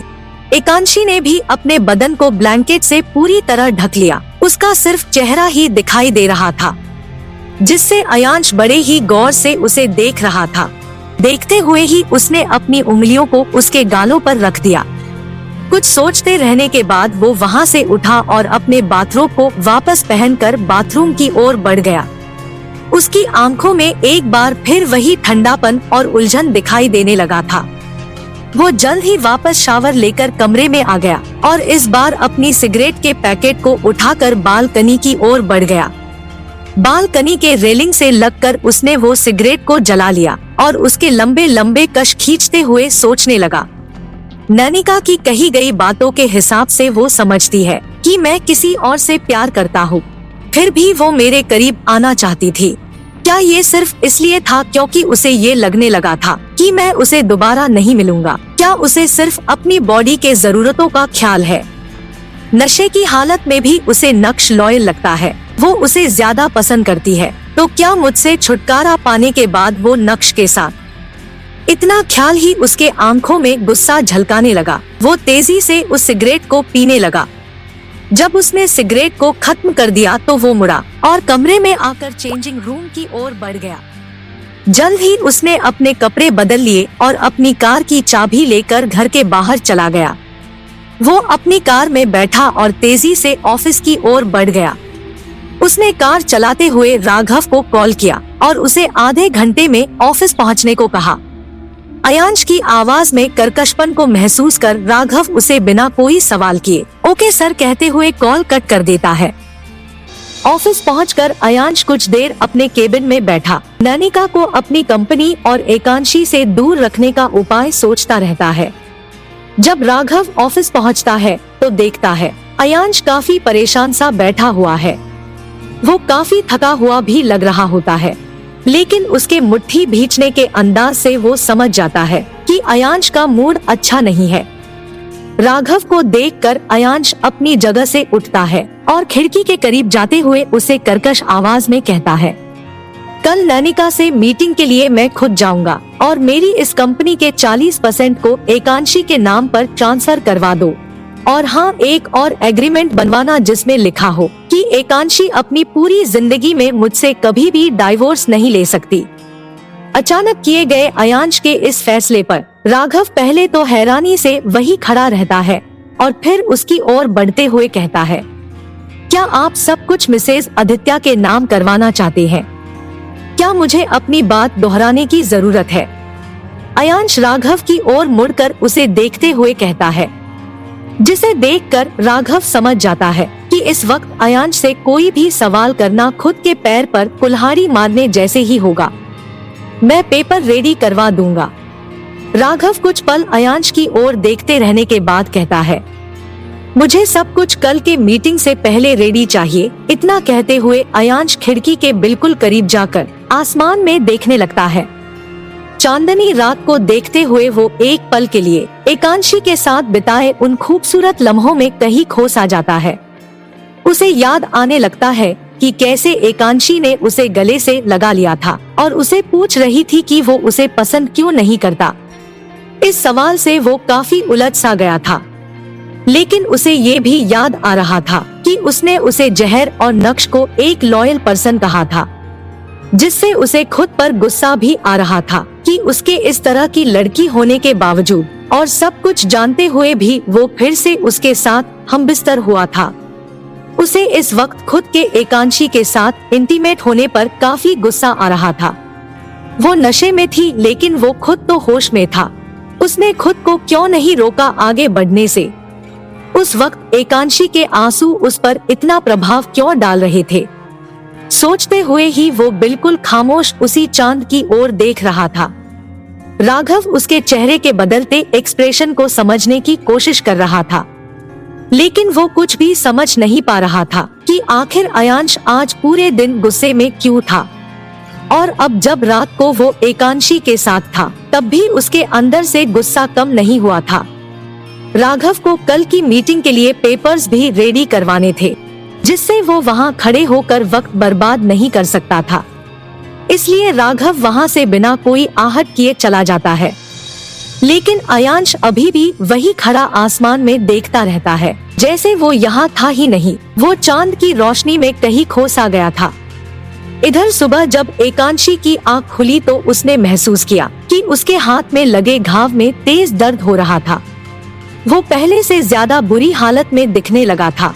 शायद कल रात को अयांश ने गलती से ही उसके हाथों को दबा दिया था और वो फिर से नए जख्म की तरह हो चुका था। जब उसकी नींद पूरी तरह से गायब हो गई तब उसे याद आया कि कल रात को उसने कैसे अयांश को किस किया था और कैसे उसने खुद को अयांश के सामने कमजोर कर दिया था। वो अब तक सब कुछ याद करते हुए बेड पर उठकर बैठ चुकी थी। वो खुद के शरीर से आती अयांश की खुशबू को महसूस कर पा रही थी। वो शर्म और ग्लानि से खुद में ही गड़ती जा रही थी। उसे बिल्कुल भी अंदाजा नहीं था कि वो अयांश के सामने खुद को ऐसे ही कमजोर कर देगी। उसे ये सब बिल्कुल भी अच्छा नहीं लग रहा था। वो एक अनकहे दर्द से घिरती जा रही थी। एकांशी की पलकें एक बार फिर गीली होने लगी थी। वो सोच रही थी कि उसने अयांश को खुद के करीब करके एक बार फिर वही गलती दोहरा दी है, जिसकी वजह से पहले ही उसकी जिंदगी परेशानियों से घिरी हुई है। उसके दिमाग में ये भी आ रहा था कि अब वो अयांश को फेस कैसे करेगी। सोचते हुए ही उसने बेड पर पड़े अपने कपड़ों को पहन लिया और उठकर बाथरूम की ओर बढ़ चली। जब वो फ्रेश होकर नीचे की ओर बढ़ी तो उसने स्टडी रूम की ओर एक नजर देख लिया। रात की इंटीमेसी के बाद वो कहीं ना कहीं जानती थी कि अयांश यहाँ से चला गया होगा, लेकिन फिर भी को खुद को श्योर कर लेना चाहती थी कि कहीं अयांश घर में ही तो नहीं है। जब स्टडी रूम में भी उसे अयांश नहीं दिखा तो वो कुछ रिलैक्स हुई और नीचे किचन की ओर बढ़ गई। कल रात कम खाना खाने की वजह से उसे काफी तेज भूख लगी थी, जिससे उसने एक सेब उठाया और खाने लगी। लेकिन उसने अभी सेब का एक बाइट ही लिया था कि उसे दरवाजे पर किसी की दस्तक महसूस हुई, जिससे वो सोचने लगी कि ये कहीं अयांश तो नहीं है। सोचते हुए ही वो दरवाजे तक बढ़ चली, लेकिन वो दरवाजे को खोलने से पहले खुद को समझा लेना चाहती थी कि अगर अयांश ने उस पर गुस्सा उतारा तो वो उससे कह देगी कि वो नशे में थी। लेकिन वो तो नशे में नहीं था ना। जो कुछ भी हुआ वो उसकी रजामंदी से हुआ था। उसने ना ही कल रात को और ना ही उस पार्टी वाली रात को उसे बहकाने की कोशिश की थी। वो जानती थी कि वो खुद को कितना भी तैयार क्यों ना कर ले, उसे अयांश के सामने बोलने के लिए अपनी जिंदगी की सारी हिम्मत भी कम पड़ जाएगी। जिससे उसने थोड़ी हिम्मत करके दरवाजे को खोला, लेकिन अपने सामने अयांश को ना देख राघव को देखकर जैसे उसे नई जिंदगी मिल गई। राघव के हाथ में कुछ फाइल्स थी और उसके साथ एक कोट पैंट में लड़की भी खड़ी थी, जिसे देखकर ऐसा लग रहा था जैसे वो काफी खुश थी। दोनों को कुछ पल देखते रहने के बाद एकांशी ने सवालिया लहजे में बस इतना की कहा, राघव आप। एकांशी के चेहरे पर इतनी घबराहट और पसीना देखकर राघव एकांशी से थोड़ा मुस्कुराते हुए कहता है, मुझे सर ने भेजा है। फिर वो साथ खड़ी लड़की की ओर इशारा करके कहता है, ये मिस आरोही है, आपकी मैनेजर। कहते हुए राघव एकांशी के चेहरे की ओर एक नजर देखता है और फिर कहना जारी रखता है, आपको कुछ ही देर में मिस आरोही यहाँ से एक मीटिंग में ले जाएंगी और वहाँ आपको क्या करना है ये सब कुछ मिस आरोही समझा देगी। मुझे कुछ काम है तो मैं चलता हूँ। इसके बाद वो आरोही से कहता है, आप प्लीज मिसेज आदित्य को वक्त से ले आइएगा, वरना सर गुस्सा होंगे। इतना कहकर राघव एकांशी के तरफ देखकर अपने सिर को थोड़ा झुकाता है और वहाँ से तेजी से निकल जाता है। राघव सब कुछ इतनी तेजी में कह कर गया होता है कि एकांशी उससे इन सब का मतलब भी नहीं पूछ पाती। लेकिन वो आरोही की ओर देखकर उससे हुए कहती है, अभी अभी ये क्या कह कर गए हैं और आप। अभी वो बोल ही रही होती है कि आरोही मुस्कुराते हुए कहती है, मैं आरोही आपकी नई मैनेजर। मैंने आदित्य ग्रुप ऑफ कंपनी को अभी रिसेंट ही ज्वाइन किया है, मुझे ज्यादा कुछ पता नहीं है, लेकिन इतना पता है कि आपको लेकर आज मिस्टर आदित्य एक इम्पोर्टेंट अनाउंसमेंट करने वाले हैं। इम्पोर्टेंट अनाउंसमेंट की बात सुनकर एकांशी के दिमाग में अचानक की नैनिका की बात घूमने लगती है। उसे लगने लगता है कि आज अयांश उससे डाइवोर्स दे देगा।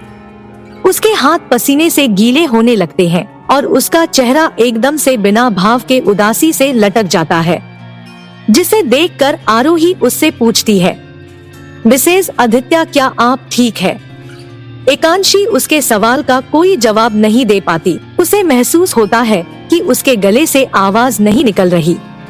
उसके हाथ पांव बिल्कुल ठंडे होते जा रहे थे और उसे लगा जैसे उसका सिर घूमने लगा है, जिससे वो थोड़ा लड़खड़ाई। लेकिन उसके गिरने से पहले ही आरोही ने उसे पकड़ लिया और उसे कुछ दूरी पर रखे सोफे तक ले गई। उसने सबसे पहले एकांशी को सोफे पर बिठाया और उसके बाद पानी लेने के लिए किचन की ओर बढ़ गई। किचन हॉल के बिल्कुल सामने था, जिससे उसे किचन ढूंढने में और पानी लाने में ज्यादा वक्त नहीं लगा। पानी लाने के बाद उसने एकांशी को पानी पिलाया और उसके माथे पर आए पसीने को अपने हाथ में लिए रुमाल से साफ कर दिया। आरोही ज्यादा उम्र की नहीं लगती थी, वो दिखने में 22 या 23 की होगी। उसके कपड़े इतने महंगे भी नहीं लग रहे थे, लेकिन वो दिखने में बहुत खूबसूरत थी। उसकी आंखों की पलकें लंबी और ऊपर की ओर मुड़ी हुई थी। ऊपर से उसने आंखों में गहरा काला काजल भी लगा रखा था। उसने बालों की एक चोटी भी बनाई हुई थी, लेकिन फिर भी उसके 2-3 लट उसके चेहरे पर गिर रहे थे, जिन्हें वो अपने हाथों से पीछे करती जा रही थी। अब तक तो उसका स्वभाव देखकर ऐसा लग रहा था जैसे वो काफी बोलतू और अच्छी लड़की है। एकांशी से मिलते ही उसका ख्याल रखना ऐसा दिखा रहा था जैसे वो एक सच्चे मन की लड़की है। इधर अयांश भी अपने ऑफिस के केबिन में ही लगे सोफे पर सो गया था और इस वक्त राघव के अचानक दरवाजा खोलने से उसकी नींद खुल गई, जिससे वो सोफे पर ही बैठकर अपने बालों को हाथों से पीछे करते हुए राघव से सारी अरेंजमेंट के बारे में पूछ रहा था, जिसके जवाब में राघव ने उसे सब कुछ अच्छे से समझा दिया। उसने पेपर रेडी कराने से लेकर एकांशी के लिए मैनेजर चुनने तक सब कुछ अयांश को बता दिया, जिस पर अयांश ने उसे अपने हमेशा की तरह ठंडे एक्सप्रेशन के साथ बस इतना ही कहा, ओके, और उठकर वहां से चलते हुए केबिन से निकल गया। ऑफिस से निकलने के बाद अयांश अपने डैड के मेंशन की ओर बढ़ गया। कुछ 1 घंटे ड्राइव करते हुए वो पूरा वक्त सिर्फ कल रात के बारे में ही सोचता रहता है। उसका एकांशी के साथ हमबिस्तर होना उसे ग्लानि से भर रहा था। वो चाहता तो खुद को रोक सकता था, लेकिन उस वक्त वो खुद को रोक नहीं पाया। सोचते हुए उसे पता भी नहीं चला कि कब वो अपने डैड के मेंशन पहुंच गया। सबसे पहले उसने घर के अंदर जाकर अपने एक सूट को निकाला और बाथरूम की ओर बढ़ गया। जब वो पूरी तरह से तैयार हो गया तो घर से निकलने से पहले उसने वक्त देखा। पहले से ही सुबह के 11 बजे हुए थे, जिससे उसने राघव को कॉल किया और पूछा क्या एकांशी वहां पहुंच गई है। जवाब में राघव ने उसे कहा, अभी तक तो नहीं, लेकिन मेरी आरोही से बात हुई है। वो बता रही थी कि मिसेज आदित्य काफी परेशान है, लेकिन काफी रिक्वेस्ट के बाद वो आरोही के साथ आने के लिए तैयार हो गई है। कुछ ही मिनटों में वो यहाँ होंगे। राघव सब कुछ बता ही रहा होता है कि उसे फोन रखने की आवाज आती है, जैसे अयांश एकांशी के बारे में सुन ही ना रहा हो, या शायद ये भी हो सकता है कि वो राघव की आवाज को सुनना ना चाहता हो। हॉल में पहुंचने पर एकांशी ने देखा वहां पहले से ही काफी लोग थे। सारे ही बिजनेस सूट में अच्छी तरह तैयार थे। काफी सारी लड़कियां और औरतें भी महंगे कपड़ों में खड़ी थी। उन सब के मुकाबले एकांशी ने एक सिंपल सी ग्रे रंग की साड़ी पहन रखी थी। वो पहले ही अनाउंसमेंट को लेकर परेशान थी, जिससे उसने ज्यादा मेकअप भी नहीं किया था और तनाव से उसका छोटा सा चेहरा और भी अधिक छोटा लग रहा था। सबको देखते रहने के बाद एकांशी की नजर उस जगह आकर टिक गई जहां मायरा, सुनीता और नैनिका खड़ी ना जाने क्या बातें कर रही थी, लेकिन वो बीच बीच में हंस भी रही थी। वो उन्हें देख ही रही थी कि आरोही ने उसके करीब आकर कहा, मिसेस आदित्य आपको इस तरफ आना है। इतना कहते हुए आरोही ने एकांशी के हाथ को पकड़ा और उसे लेकर एक ओर बढ़ गई। स्टेज के बिल्कुल सामने एक कुर्सी पर उसने एकांशी को बैठने के लिए कहा और उसके मुरझाए चेहरे की ओर देखकर खुद उसके लिए वहां से कुछ एनर्जी ड्रिंक लेने के लिए बढ़ गई। जब तक वो अपने हाथों में जूस लेकर लौटी, उसने देखा पूरा हॉल मीडिया से भर गया था और सारे ही लोग आपस में अयांश के अचानक इस अनाउंसमेंट को लेकर ही चर्चा कर रहे थे। पूरे हॉल में कोई रिलैक्स और पूरा कॉन्फिडेंट दिख रहा था तो वो बस नैनिका ही थी। उसे ऐसा लग रहा था कि आज अयांश की इतनी बड़ी कंपनी उसे सिर्फ एक कॉन्ट्रैक्ट के बेस पर मिल जाएगी। वो बस अयांश के आने का और अपनी जिंदगी का सबसे बड़ा तोहफा पाने का इंतजार कर रही थी। कुछ ही पल बाद हॉल में बिल्कुल शांति छा गई। सभी लोग एकटक दरवाजे की ओर ही देखने लगे। राघव ने अयांश को हॉल के मेन गेट पर खड़ा देखा तो उसकी ओर ही बढ़ गया। वहां अयांश के पीछे पहले से ही 2 गार्ड्स खड़े थे। अयांश हर वक्त उनके साथ नहीं होता, लेकिन जब भी वो कभी भीड़ और मीटिंग वाली जगहों पर जाता तो वो गार्ड्स उसके साथ जरूर नजर आते। सर, सब कुछ रेडी है, पेपर्स भी और मिसेज आदित्य भी। राघव ने अयांश के पास पहुंचकर उसके चेहरे की ओर देखते धीरे से कहा। सबकी तरह एकांशी भी दरवाजे की ओर ही देख रही थी। उसका दिल एक बार फिर जोरों से धड़कने लगा। इसी बीच एकांशी को महसूस हुआ कि लोगों के भीड़ से कुछ लड़कियों की आहें भरने की आवाज भी आ रही थी, जो जाहिर तौर से अयांश के लिए ही था। उनमें से कुछ जर्नलिस्ट और कुछ कंपनियों की ओनर के साथ साथ उनकी असिस्टेंट भी थी। सारी भीड़ खड़ी हो चुकी थी और सबकी नजरें अयांश पर गड़ी हुई थी, लेकिन एकांशी अब भी अपनी सीट पर ही बैठी हुई थी। उसने अपने सिर को अयांश की ओर से मोड़ लिया और एक तक अपने हाथों में लगे घाव की ओर ही देख रही थी। सभी लोग अयांश की रिस्पेक्ट में खड़े थे, लेकिन एकांशी बैठी हुई थी। ये देखकर आरोही जल्दी से उसके पास आई और उसे उठाने लगी, लेकिन एकांशी ना तो खुद वहाँ से उठी और ना ही अपने सिर को ही ऊपर किया। हार मानकर आरोही उसके बगल में खड़ी हो गई और अयांश की ओर देखने लगी। इधर अयांश हमेशा की तरह उसी अंदाज में था, बिना किसी इमोशन के। वो बिना किसी की ओर एक नजर देखे स्टेज की ओर बढ़ने लगा। स्टेज तक पहुंचकर वो वहां किए गए बैठने के अरेंजमेंट पर बैठ गया। उसने हॉल में आते के साथ सबसे पहले एकांशी को ही देखा था। यहाँ तक कि वो ये भी जान चुका था कि सब खड़े थे सिवाय एकांशी के। हॉल में आने पर पहली नजर में ही एकांशी को देख लेने के बाद अयांश ने दोबारा उसकी ओर नहीं देखा। जो लोग उसके साथ काम करते थे वो सब उसके इस तरह के ठंडे बर्ताव से अच्छी तरह से वाकिफ थे, लेकिन जो उसे पहली बार देख रहे थे वो उसे घमंडी और एरोगेंट समझने लगे थे। अयांश के बैठ जाने पर सभी लोग निश्चिंत होकर अपनी अपनी जगह पर बैठ गए। कुछ पल में ही हॉल में एक बार फिर शांति पसर गई और सब अयांश के बोलने का इंतजार करने लगे। सब कुछ शांत देखकर अयांश ने अपने सामने रखे माइक को उठा लिया और कुछ पल सोचते रहने के बाद कहना शुरू किया। हेलो एवरीवन, अभी कुछ 2 महीने पहले मैंने सभी छोटी या बड़ी कंपनियों के साथ काम करने के लिए एक मीटिंग रखी थी, लेकिन सारी कंपनियों के प्रोजेक्ट्स और आइडिया देखने के बाद मुझे रियलाइज हुआ कि जितने भी अतुलनीय प्रोजेक्ट और आइडिया है वो ज्यादातर महिलाओं द्वारा ही बनाए गए हैं। इसलिए मैं आदित्य ग्रुप ऑफ कंपनी का डायरेक्टर अयांश आदित्य महिलाओं को हर क्षेत्र में आगे बढ़ने का समर्थन करते हुए अपनी कंपनी का 40% शेयर्स एकांशी अयांश आदित्य के नाम करता हूँ। पहले ही आए हुए मीडिया वाले अयांश और वहां उपस्थित लोगों की तस्वीर लेने में बिजी थे, लेकिन अयांश के इस अनाउंसमेंट से पूरे मीटिंग हॉल से जैसे मक्खियों की तरह आवाज आनी शुरू हो गई। वहां आदित्य ग्रुप ऑफ कंपनी के चेयरमैन और बाकी बोर्ड मेंबर भी मौजूद थे, जिन्हें अयांश का ये फैसला कुछ रास नहीं आया, जिससे उनमें से एक अपनी जगह पर ही उठकर थोड़े आक्रोश के साथ बोला, आप कैसे इतनी बड़ी कंपनी को एक ना समझ। कहते हुए वो अयांश की ओर देखने लगा। उसने देखा कि अब तक बिना किसी भाव के बैठा अयांश एकांशी के लिए ना समझ सुनकर उसे गुस्से से घूर रहा है। जिससे उसने अपने शब्दों को सुधारते हुए कहना जारी रखा। मेरा मतलब है, मिसेस आदित्य ने आज तक किसी कंपनी में एक छोटे से एम्प्लॉय के तौर पर भी काम नहीं किया है। क्या वो कंपनी की जिम्मेदारियों को निभा पाएंगी? 40% शेयर देने का मतलब आप उन्हें कंपनी की आधी जिम्मेदारी सौंप रहे हैं। आपको नहीं लगता कि ये कंपनी को डुबाने वाला फैसला है?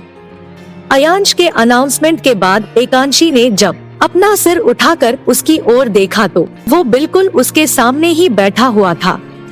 फर्क ये था कि वो नीचे थी और वो ऊपर स्टेज पर बैठा हुआ था। मीटिंग हॉल में इतनी तेज रोशनी नहीं जल रही थी, लेकिन कैमरे के फ्लैश लाइट एक पल के लिए भी अयांश के चेहरे से नहीं हट रही थी। एकांशी को ये बिल्कुल भी अंदाजा नहीं था कि अयांश ये अनाउंस करने वाला है। उसने सोचा था कि आज वो नैनिका से शादी को लेकर मीडिया को न्यूज देगा, जिससे वो थोड़ी हैरानी से उसकी ओर देखने लगी। उसके हाथों में पसीने बनने लगे थे, वो जैसे वही जम सी गई थी। एकांशी को अपनी ओर अपलक देखता देख अयांश अपनी जगह से उठ चुका था। मीडिया के कुछ जर्नलिस्ट और उसके कंपनी के कुछ मेंबर्स उससे लगातार इस फैसले को लेकर सवाल कर रहे थे। सभी अयांश के इस फैसले का विरोध भी कर रहे थे, लेकिन अयांश उनकी बातों पर बिना कोई ध्यान दिए स्टेज की सीढ़ियों से उतरने लगा था। अपने सवालों का जवाब ना मिलता देख सुनीता भी गुस्से से अब खड़ी हो चुकी थी। उसने पार्टी में किए साजिश को लेकर सोचा था कि अयांश सारी जिंदगी एकांशी से नफरत करेगा और दोनों का कोई बच्चा भी नहीं होगा, जिससे सारी प्रॉपर्टी एक बार फिर उनके बेटे नक्श की हो जाएगी।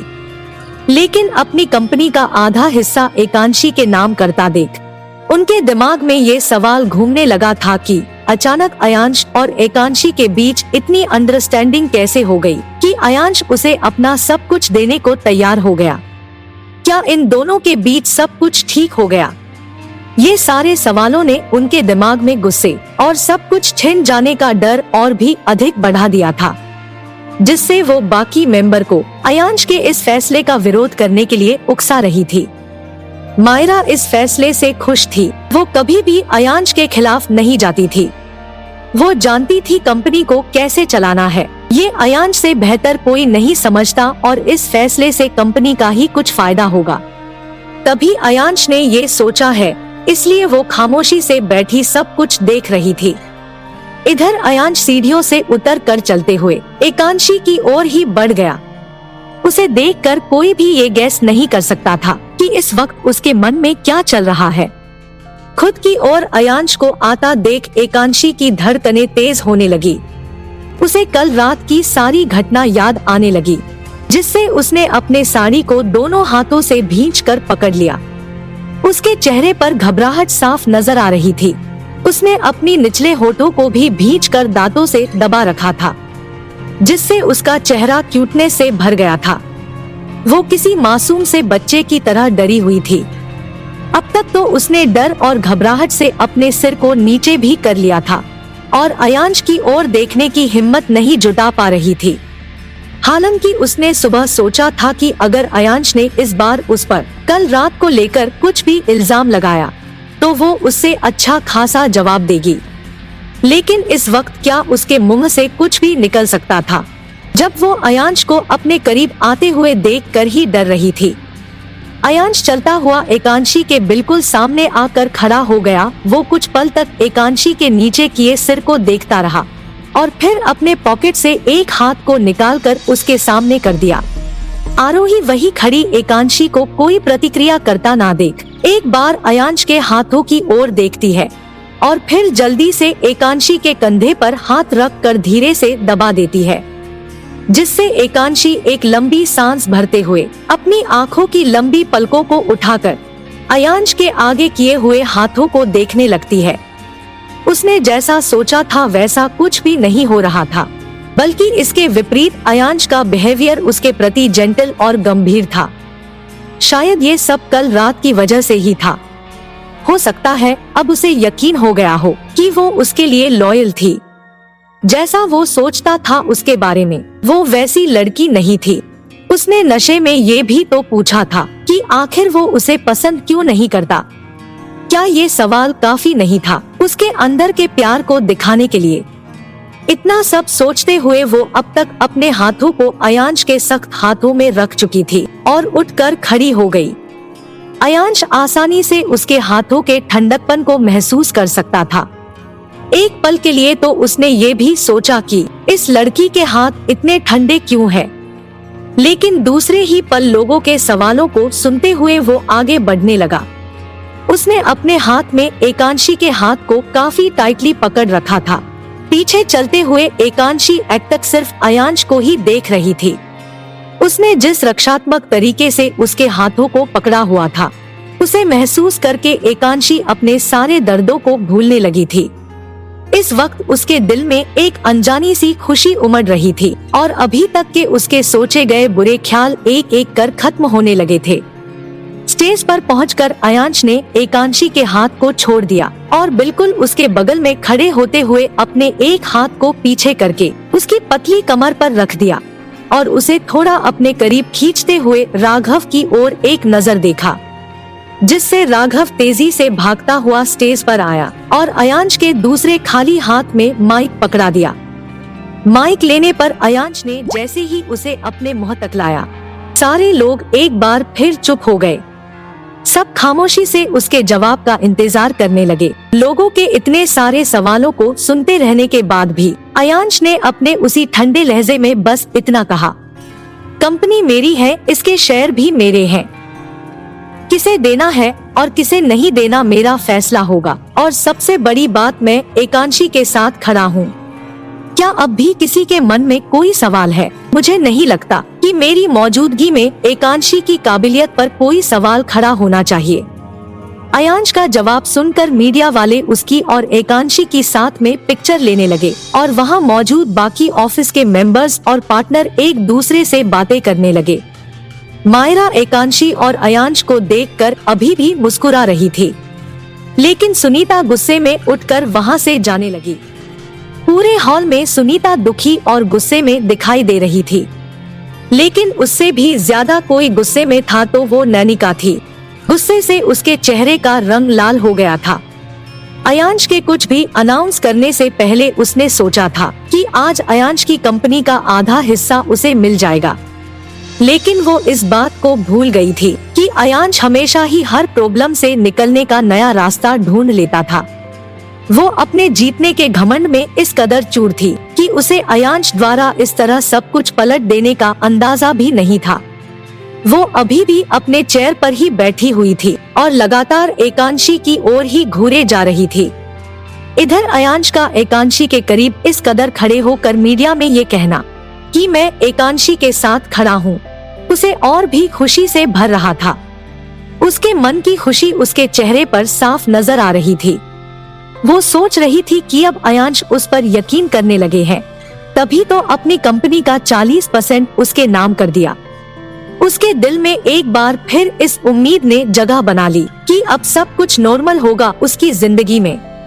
कुछ 10 मिनट बाद अयांश ने राघव को फिर कुछ इशारा किया और राघव ने वहां पड़े मेज पर 2 फाइल्स रख दी और एकांशी के समीप जाकर आदर के साथ कहा, मिसेज आदित्य, आपको पेपर्स पर साइन करने होंगे। राघव की बात को सुनते हुए एकांशी ने महसूस किया कि अयांश ने उसके कमर से अपना हाथ हटा लिया है और उससे थोड़ी दूरी बनाते हुए नैनिका की ओर ही एक अजीब मुस्कान के साथ देख रहा है। अयांश की इस तरह की मुस्कान और नैनिका के चेहरे के गुस्से को देखकर एकांशी को ऐसा लगता है जैसे दोनों के बीच किसी चीज को लेकर जंग चल रही हो और इस वक्त उस जंग में नैनिका हार गई हो। लेकिन इससे पहले कि वो नैनिका और अयांश के एक्सप्रेशन और भी अधिक गहराई से देख पाती, राघव की आवाज एक बार फिर उसके कानों में पड़ी और वो पेपर्स पर साइन करने के लिए मुड़ गई। जब वो पेपर्स को साइन कर रही थी तो राघव उसे सब कुछ बता रहा था कि इस पेपर्स में क्या क्या लिखा है। एकांशी ने जब ये सुना कि अयांश ने उस पेपर्स में ये मेंशन किया है कि वो उसे अपनी पूरी जिंदगी में डाइवर्स नहीं दे सकती, तो उसका दिल तेजी से धड़कने लगा। उसने सुबह सोचा था कि आज अयांश उससे डाइवोर्स के लिए कहेगा, लेकिन आज सब कुछ उसके सोच के बिल्कुल विपरीत हो रहा था। वो खुशी से खिलखिला उठी जिस पर राघव ने भी मुस्कुराते हुए बस इतना ही कहा, सर आपको नहीं छोड़ना चाहते, मैं जानता हूँ वो थोड़े अकड़ू है, लेकिन दिल के बहुत अच्छे हैं। जिस पर एकांशी ने अपने सिर को थोड़ा हाँ में हिला दिया और पेपर्स पर साइन कर दिया। इट्स डन कहते हुए राघव ने फाइल्स को बंद कर दिया और एकांशी की तरफ देखते हुए कहना जारी रखा, अब आपको रोज ऑफिस आना होगा, आपकी मैनेजर आरोही आपके साथ हर पल रहेगी। इतना कहकर वो अयांश की ओर बढ़ गया और आरोही एकांशी के पास आकर खड़ी हो गई। अयांश ने सबसे पहले उन पेपर्स पर एकांशी के सारे साइन देखे और फिर राघव से धीमी आवाज में पूछा, क्या इसमें मेंशन हर एक पॉइंट उसे समझा दिया? जी सर कहते हुए राघव थोड़ा मुस्कुराता है और अयांश के मूड को शांत देखते हुए फिर कहता है, मिसेज आदित्य खुश है, देखिए उनकी ओर। राघव के कहने पर अयांश एकांशी की ओर तो नहीं देखता, लेकिन उसे जरूर घूरने लगता है, जिससे वो सॉरी सर कहते हुए मीटिंग के खत्म होने का अनाउंसमेंट करने चला जाता है। अयांश भी बिना कोई भाव के नीचे उतरने लगता है और चलते हुए मीटिंग हॉल से बाहर जाते हुए अपने गार्ड से एकांशी को सेफली घर पहुंचा देने का ऑर्डर दे देता है। जब वो अपनी कार की ओर बढ़ रहा होता है, तब नैनिका उसे रोकते हुए कहती है, वेल डन, अपनी पोजीशन भी बचा ली और अपने शेयर्स भी। अयांश बिना पीछे मुड़े हुए ही अपने सिर को थोड़ा घुमाकर तिरछी मुस्कान के साथ उसके बात का जवाब देता है, तुमने अपनी चाल चली और मैंने अपनी, बस फर्क ये था कि तुम्हें ओवर कॉन्फिडेंट हो गया था।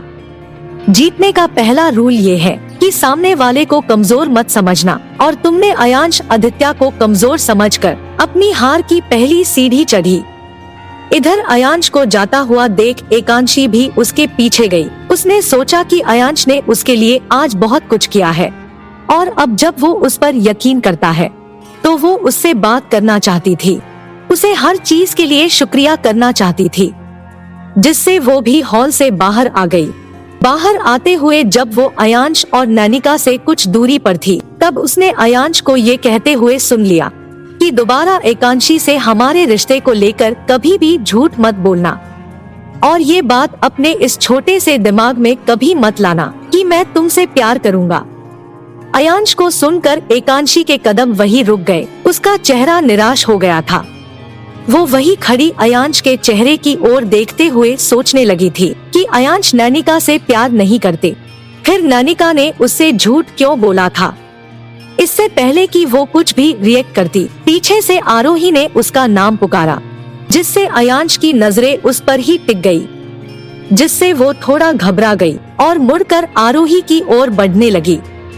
अयांश भी उसे वहां देखकर ये समझ गया था कि उसने सब कुछ सुन लिया, जिससे वो नैनिका की ओर एक नजर देखकर अपनी कार में बैठ गया और कार को स्टार्ट करने से पहले उसे राघव की कही गई बात याद आ गई कि आज मिसेज आदित्य बहुत खुश है, जिससे ना चाहते हुए भी उसकी नजर अपनी कार के साइड मिरर पर चली गई। उसे एकांशी का रिफ्लेक्शन दिखाई देने लगा। एकांशी ने इतनी महंगी साड़ी नहीं पहनी थी, उसकी साड़ी बिल्कुल प्लेन थी। उसका पतला शरीर उस साड़ी में और भी ज्यादा आकर्षक लग रहा था।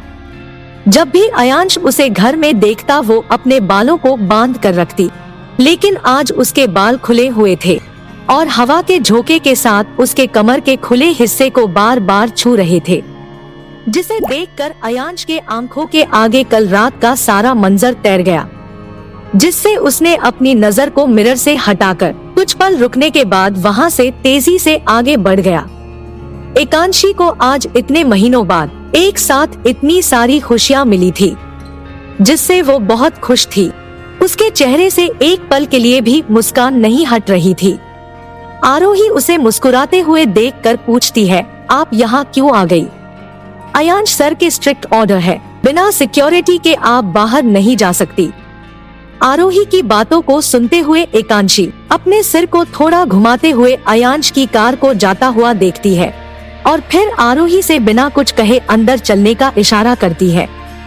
आरोही भी सिर को हिलाते हुए आगे उसके साथ चलने लगती है। तभी नैनिका गुस्से में एकांशी के सामने आ जाती है और उस पर अपना गुस्सा दिखाते हुए कहती है, एक बार मुझसे जीत गई तो ये मत सोचना कि मैं अयांश को छोड़ दूंगी। वो मेरा है और मैं उसे पाकर रहूंगी। तुमने मुझसे मेरी जगह छीनी है, पर याद रखना तुम्हें मैं अपनी जगह कभी नहीं लेने दूंगी।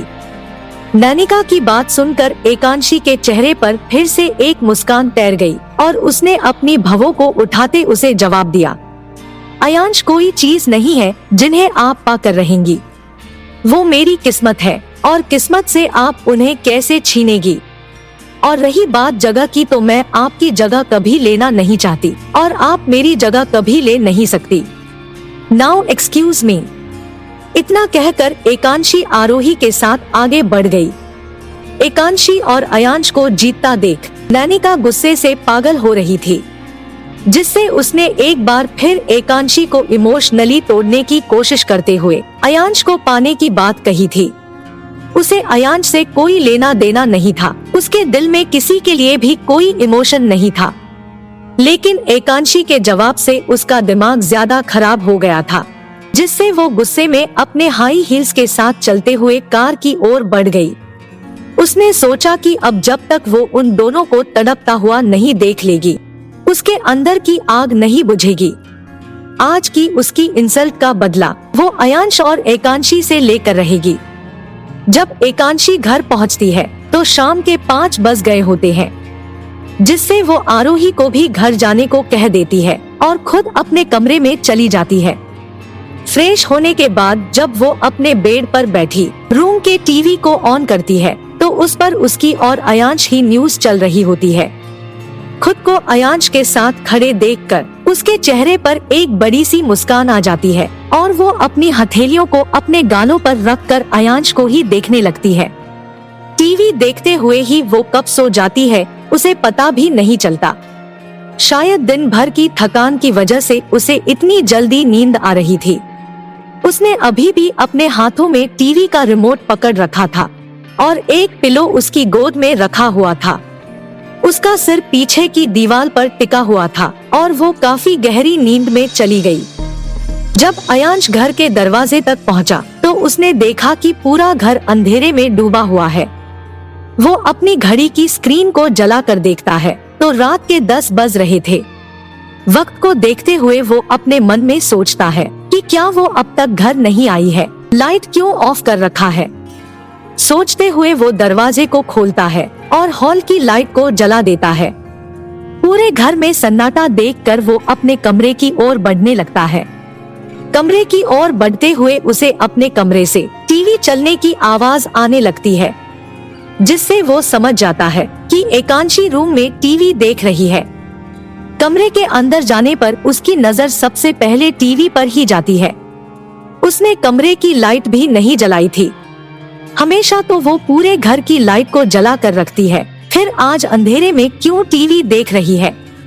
सोचते हुए वो अपने कमरे की लाइट को ऑन कर देता है। तब जाकर उसकी नजर एकांशी पर पड़ती है। वो बिल्कुल मासूम से बच्चे की तरह बेड पर सिर टिकाए सो रही थी, जिससे अयांश उसे वही खड़े होकर कुछ पल तक देखता रहता है और फिर चेंजिंग रूम की ओर बढ़ जाता है। फ्रेश होने के बाद वो कमरे में वापस आ जाता है और एकांशी की ओर बढ़कर उसके हाथ से रिमोट को लेते हुए टीवी को ऑफ कर देता है। अपने हाथ में छुवन को महसूस कर एकांशी थोड़ा हिलती डुलती है और अपने सिर को दीवार से हटाकर बेड पर लेट जाती है। वो अभी भी नींद में थी, लेकिन अपने हाथों से कुछ ढूंढ रही थी, जिससे अयांश ब्लैंकेट को खींचकर उसके शरीर पर रख देता है और कमरे की लाइट को ऑफ करके लिविंग रूम की ओर बढ़ जाता है। इधर इंदौर में एकांशी के डैड अनुराज राठौड़ ने जब ये न्यूज सुनी तो उन्हें अपनी बेटी एकांशी के लिए बहुत खुशी हुई। जब एकांशी अयांश के साथ न्यूज स्कैंडल में फंसी थी, तब उन्हें अपने रिश्तेदारों और बिजनेस पार्टनर से काफी कुछ सुनना पड़ा था। यहाँ तक कि एकांशी की मॉम को हॉस्पिटल के काफी चक्कर भी लगाने पड़े थे। इतने दिन बीत जाने पर भी उसकी माँ की कंडीशन उतनी बेहतर नहीं हो पाई थी। इकलौती बेटी होने की वजह से एकांशी को लेकर उन्होंने काफी कुछ सोचा था और जब उन्होंने एकांशी के कैरेक्टर पर लोगों को सवाल उठाते हुए सुना, तब उनकी तबीयत अचानक ही बिगड़ गई थी, जिसकी वजह से अनुराज को एकांशी को मुंबई में ही छोड़कर आना पड़ा था। उन्होंने उसकी शादी होते तक नहीं देखा। एकांशी अपने माँ बाप की अकेली संतान थी और उससे कई सारे सपने और उम्मीद जुड़े हुए थे। चारों ओर से उनकी जिंदगी उलझी हुई थी। लेकिन आज की अयांश के अनाउंसमेंट से अनुराज का गुस्सा कम हो गया था। न्यूज में एकांशी और अयांश को साथ देखकर उन्हें काफी सुकून मिला था। उन्हें ये भी यकीन हो गया था कि अयांश उसे कभी नहीं छोड़ेगा। उन्हें अपनी बेटी का भविष्य सुरक्षित दिखाई दे रहा था, जिससे वो एकांशी को फोन कर उससे बात करना चाहते थे। कोई भी बाप अपनी प्यारी बेटी से कब तक गुस्सा रह सकता था। जब भी एकांशी उन्हें कॉल करती तो भले ही वो कुछ भी नहीं कहते थे, लेकिन उसकी रोती हुई आवाज को सुनकर उन्हें अपने दिल में दर्द का एहसास जरूर होता था। और इसी कारण इतने दिनों के बाद उसे कॉल मिलाते हुए उनके हाथ कांप रहे थे। आखिरकार काफी देर तक सोचते रहने के बाद उन्होंने एकांशी को कॉल लगा ही दिया, लेकिन उसका फोन स्विच ऑफ आ रहा था, जिससे उन्होंने फोन को वापस रख दिया और अपनी पत्नी के पास चले गए और उन्हें एकांशी के बारे में बताते हुए उसे मिलने के लिए मुंबई जाने का प्लान बनाने लगे। इधर नक्श को भी जब ये बात पता चली तो वो काफी खुश हुआ। वो अयांश से बात नहीं करता था, जिससे उसने मायरा से ही सब कुछ पता किया और एकांशी को बधाई देने के लिए उसे कॉल मिलाया, लेकिन उसका फोन ऑफ था, जिससे उसने उसे सुबह कॉल करने का सोचा और कार में बैठकर अपने इंदौर वाले घर की ओर निकल गया। इधर अयांश ने घर आने से पहले अपने किसी बिजनेस पार्टनर के साथ एक रेस्टोरेंट में डिनर कर लिया था, जिससे वो स्टडी रूम से अपनी कुछ फाइल्स लेकर लिविंग रूम के सोफे तक बढ़ गया। सोफे पर बैठने से पहले उसने उन फाइलों को वही टेबल पर रख दिया और थोड़ा झुककर सोफे से कुशन को हटाकर अपने बैठने के लिए जगह बनाने लगा। जगह बनाते हुए ही उसकी नजर उसी लाल नाइट सूट पर पड़ती है जो मायरा एकांशी के लिए लाई थी। कल जल्दी से सब कुछ साफ करते हुए शायद एकांशी उसे छुपाना भूल गई थी और वो अभी तक सोफे पर ही रखा हुआ था। उस सूट को देखते हुए अयांश ने उसे अपनी चुटकी से उठा लिया और थोड़ी देर तक घूरते रहने के बाद मन में सोचा, मेरी गैर मौजूदगी में ये लड़की यही सब पहनती है। अगर पहनती ही है तो इस तरह सोफे पर क्यों रख रखा है, इडियट। सोचते हुए ही उसने उस नाइट सूट को सोफे के एक कोने में रख दिया और अपने फाइल्स को उठाकर उसमें देखने लगा। भले ही वो अपनी फाइल्स को देख रहा था, लेकिन उसका दिमाग अभी भी उसी नाइट सूट में उलझा हुआ था। वो सोच रहा था कि अगर को इसे पहनती ही है तो मेरे सामने इतनी सिंपल क्यों रहती है। क्या मैं उसे पुराने जमाने का दिखाई देता हूँ। कुछ पल वैसे ही बैठे रहने के बाद वो फिर से अपनी फाइलों को नीचे टेबल पर रख देता है और उठकर वहीं पर टहलने लगता है। ना चाहते हुए भी उसकी नजर उसी सूट की ओर मुड़ रही थी, जिससे वो वापस से उस सूट को अपनी चुटकी से पकड़ता है और खुद के शरीर से अलग रखते हुए रूम की ओर बढ़ जाता है। रूम में पहुंचकर वो उस नाइट सूट को एकांशी के बगल में रखकर तेजी से वहां से निकल जाता है। सुबह जब एकांशी की आंख खुलती है तो उसे तेज भूख का एहसास होता है और वो उठकर बेड पर बैठने के बाद कमरे में चारों ओर देखती है। अयांश को वहां ना देखकर वो मन में सोचती है, कितनी जल्दी सो गई थी मैं, मुझे तो अयांश से बात करनी थी, उन्हें थैंक यू कहना था। सोचते हुए वो बेड से उतरने लगती है। तभी उसकी नजर उस नाइट सूट पर पड़ती है जो अयांश कल रात को रख कर गया होता है, जिससे वो तेजी से उसे उठाते हुए शर्म से लाल होती हुई खुद से ही कहती है, ये यहाँ कब रख दिया मैंने, अगर अयांश ने देख लिया तो ना जाने क्या सोचेंगे। इससे पहले कि वो इसे देखे मैं इसे कबर्ड में छुपा देती हूँ। कहते हुए वो बिना एक पल भी गवाए बेड से उतरी और चेंजिंग रूम की ओर तेजी से बढ़ने लगती है। लेकिन जैसे ही वो चेंजिंग रूम के दरवाजे तक पहुंची, अयांश ने दूसरी तरफ से दरवाजे को खोल दिया। अपनी आदत के अनुसार वो सुबह ही उठ गया था और शावर लेकर अपने कपड़ों को पहनने के लिए चेंजिंग रूम में चला गया था। अचानक दरवाजा खुलने से एकांशी थोड़ा डर जाती है और उसके मुंह से हल्की चीख निकल जाती है। एकांशी के चीखने से अयांश उसके चेहरे की ओर देखने लगता है। उसकी आंखों की पुतलियों को इधर उधर घूमता देख अयांश कुछ समझ नहीं पाता और अपने शर्ट के बटन को लगाते हुए वहाँ से आगे बढ़ जाता है। मिरर तक पहुंचकर अयांश मुड़कर एकांशी को ऊपर से नीचे तक देखता है। उसके हाथों में उसी नाइट सूट को देखकर वो अपनी नजरों को उससे हटा लेता है और अपने बालों को सेट करने लगता है। एकांशी अपने सदमे से निकलने के बाद तेजी से अंदर चली जाती है और दरवाजे को बंद कर देती है। अयांश बालों को सेट करने के बाद कमरे से निकलने ही वाला होता है कि उसे अपना वही पुराना फोन दिखाई देता है जो अब एकांशी इस्तेमाल किया करती थी। जब वो उस फोन को यूज करता था तभी उसकी स्क्रीन बुरी तरह टूट गई थी, फिर एकांशी उसे कैसे यूज कर लेती थी। यही सोचते हुए उसने फोन को उठा लिया और उसे उलट पलट कर देखने लगा।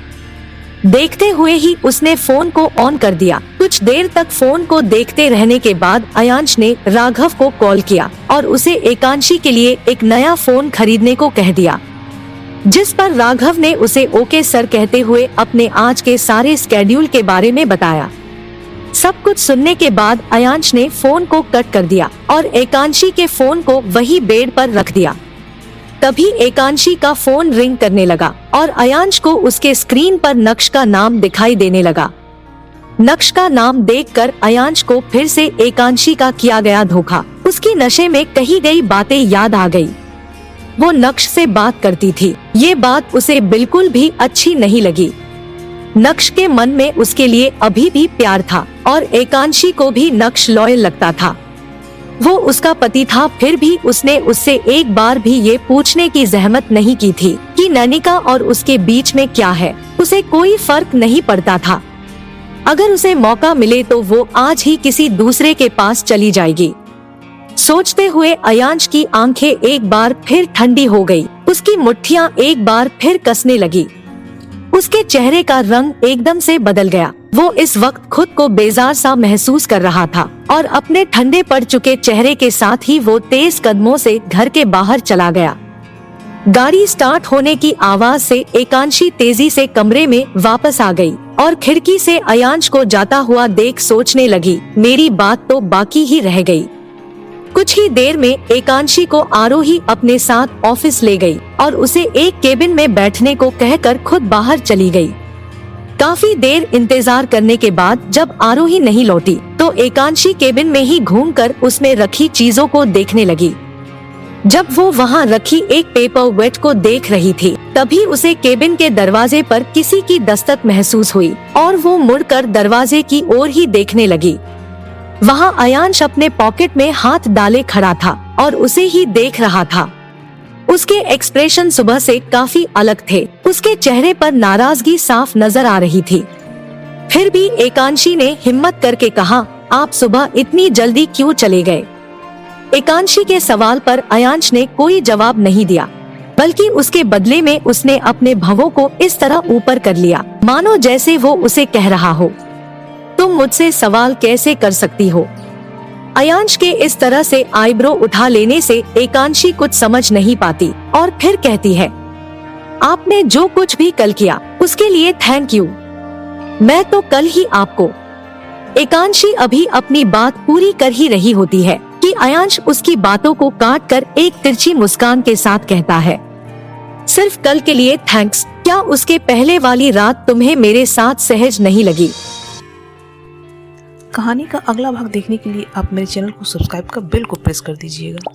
यह कहानी अच्छी लगे तो लाइक भी कीजिएगा और हमें कमेंट करके बताइएगा कि आपको यह कहानी कैसी लगी। धन्यवाद।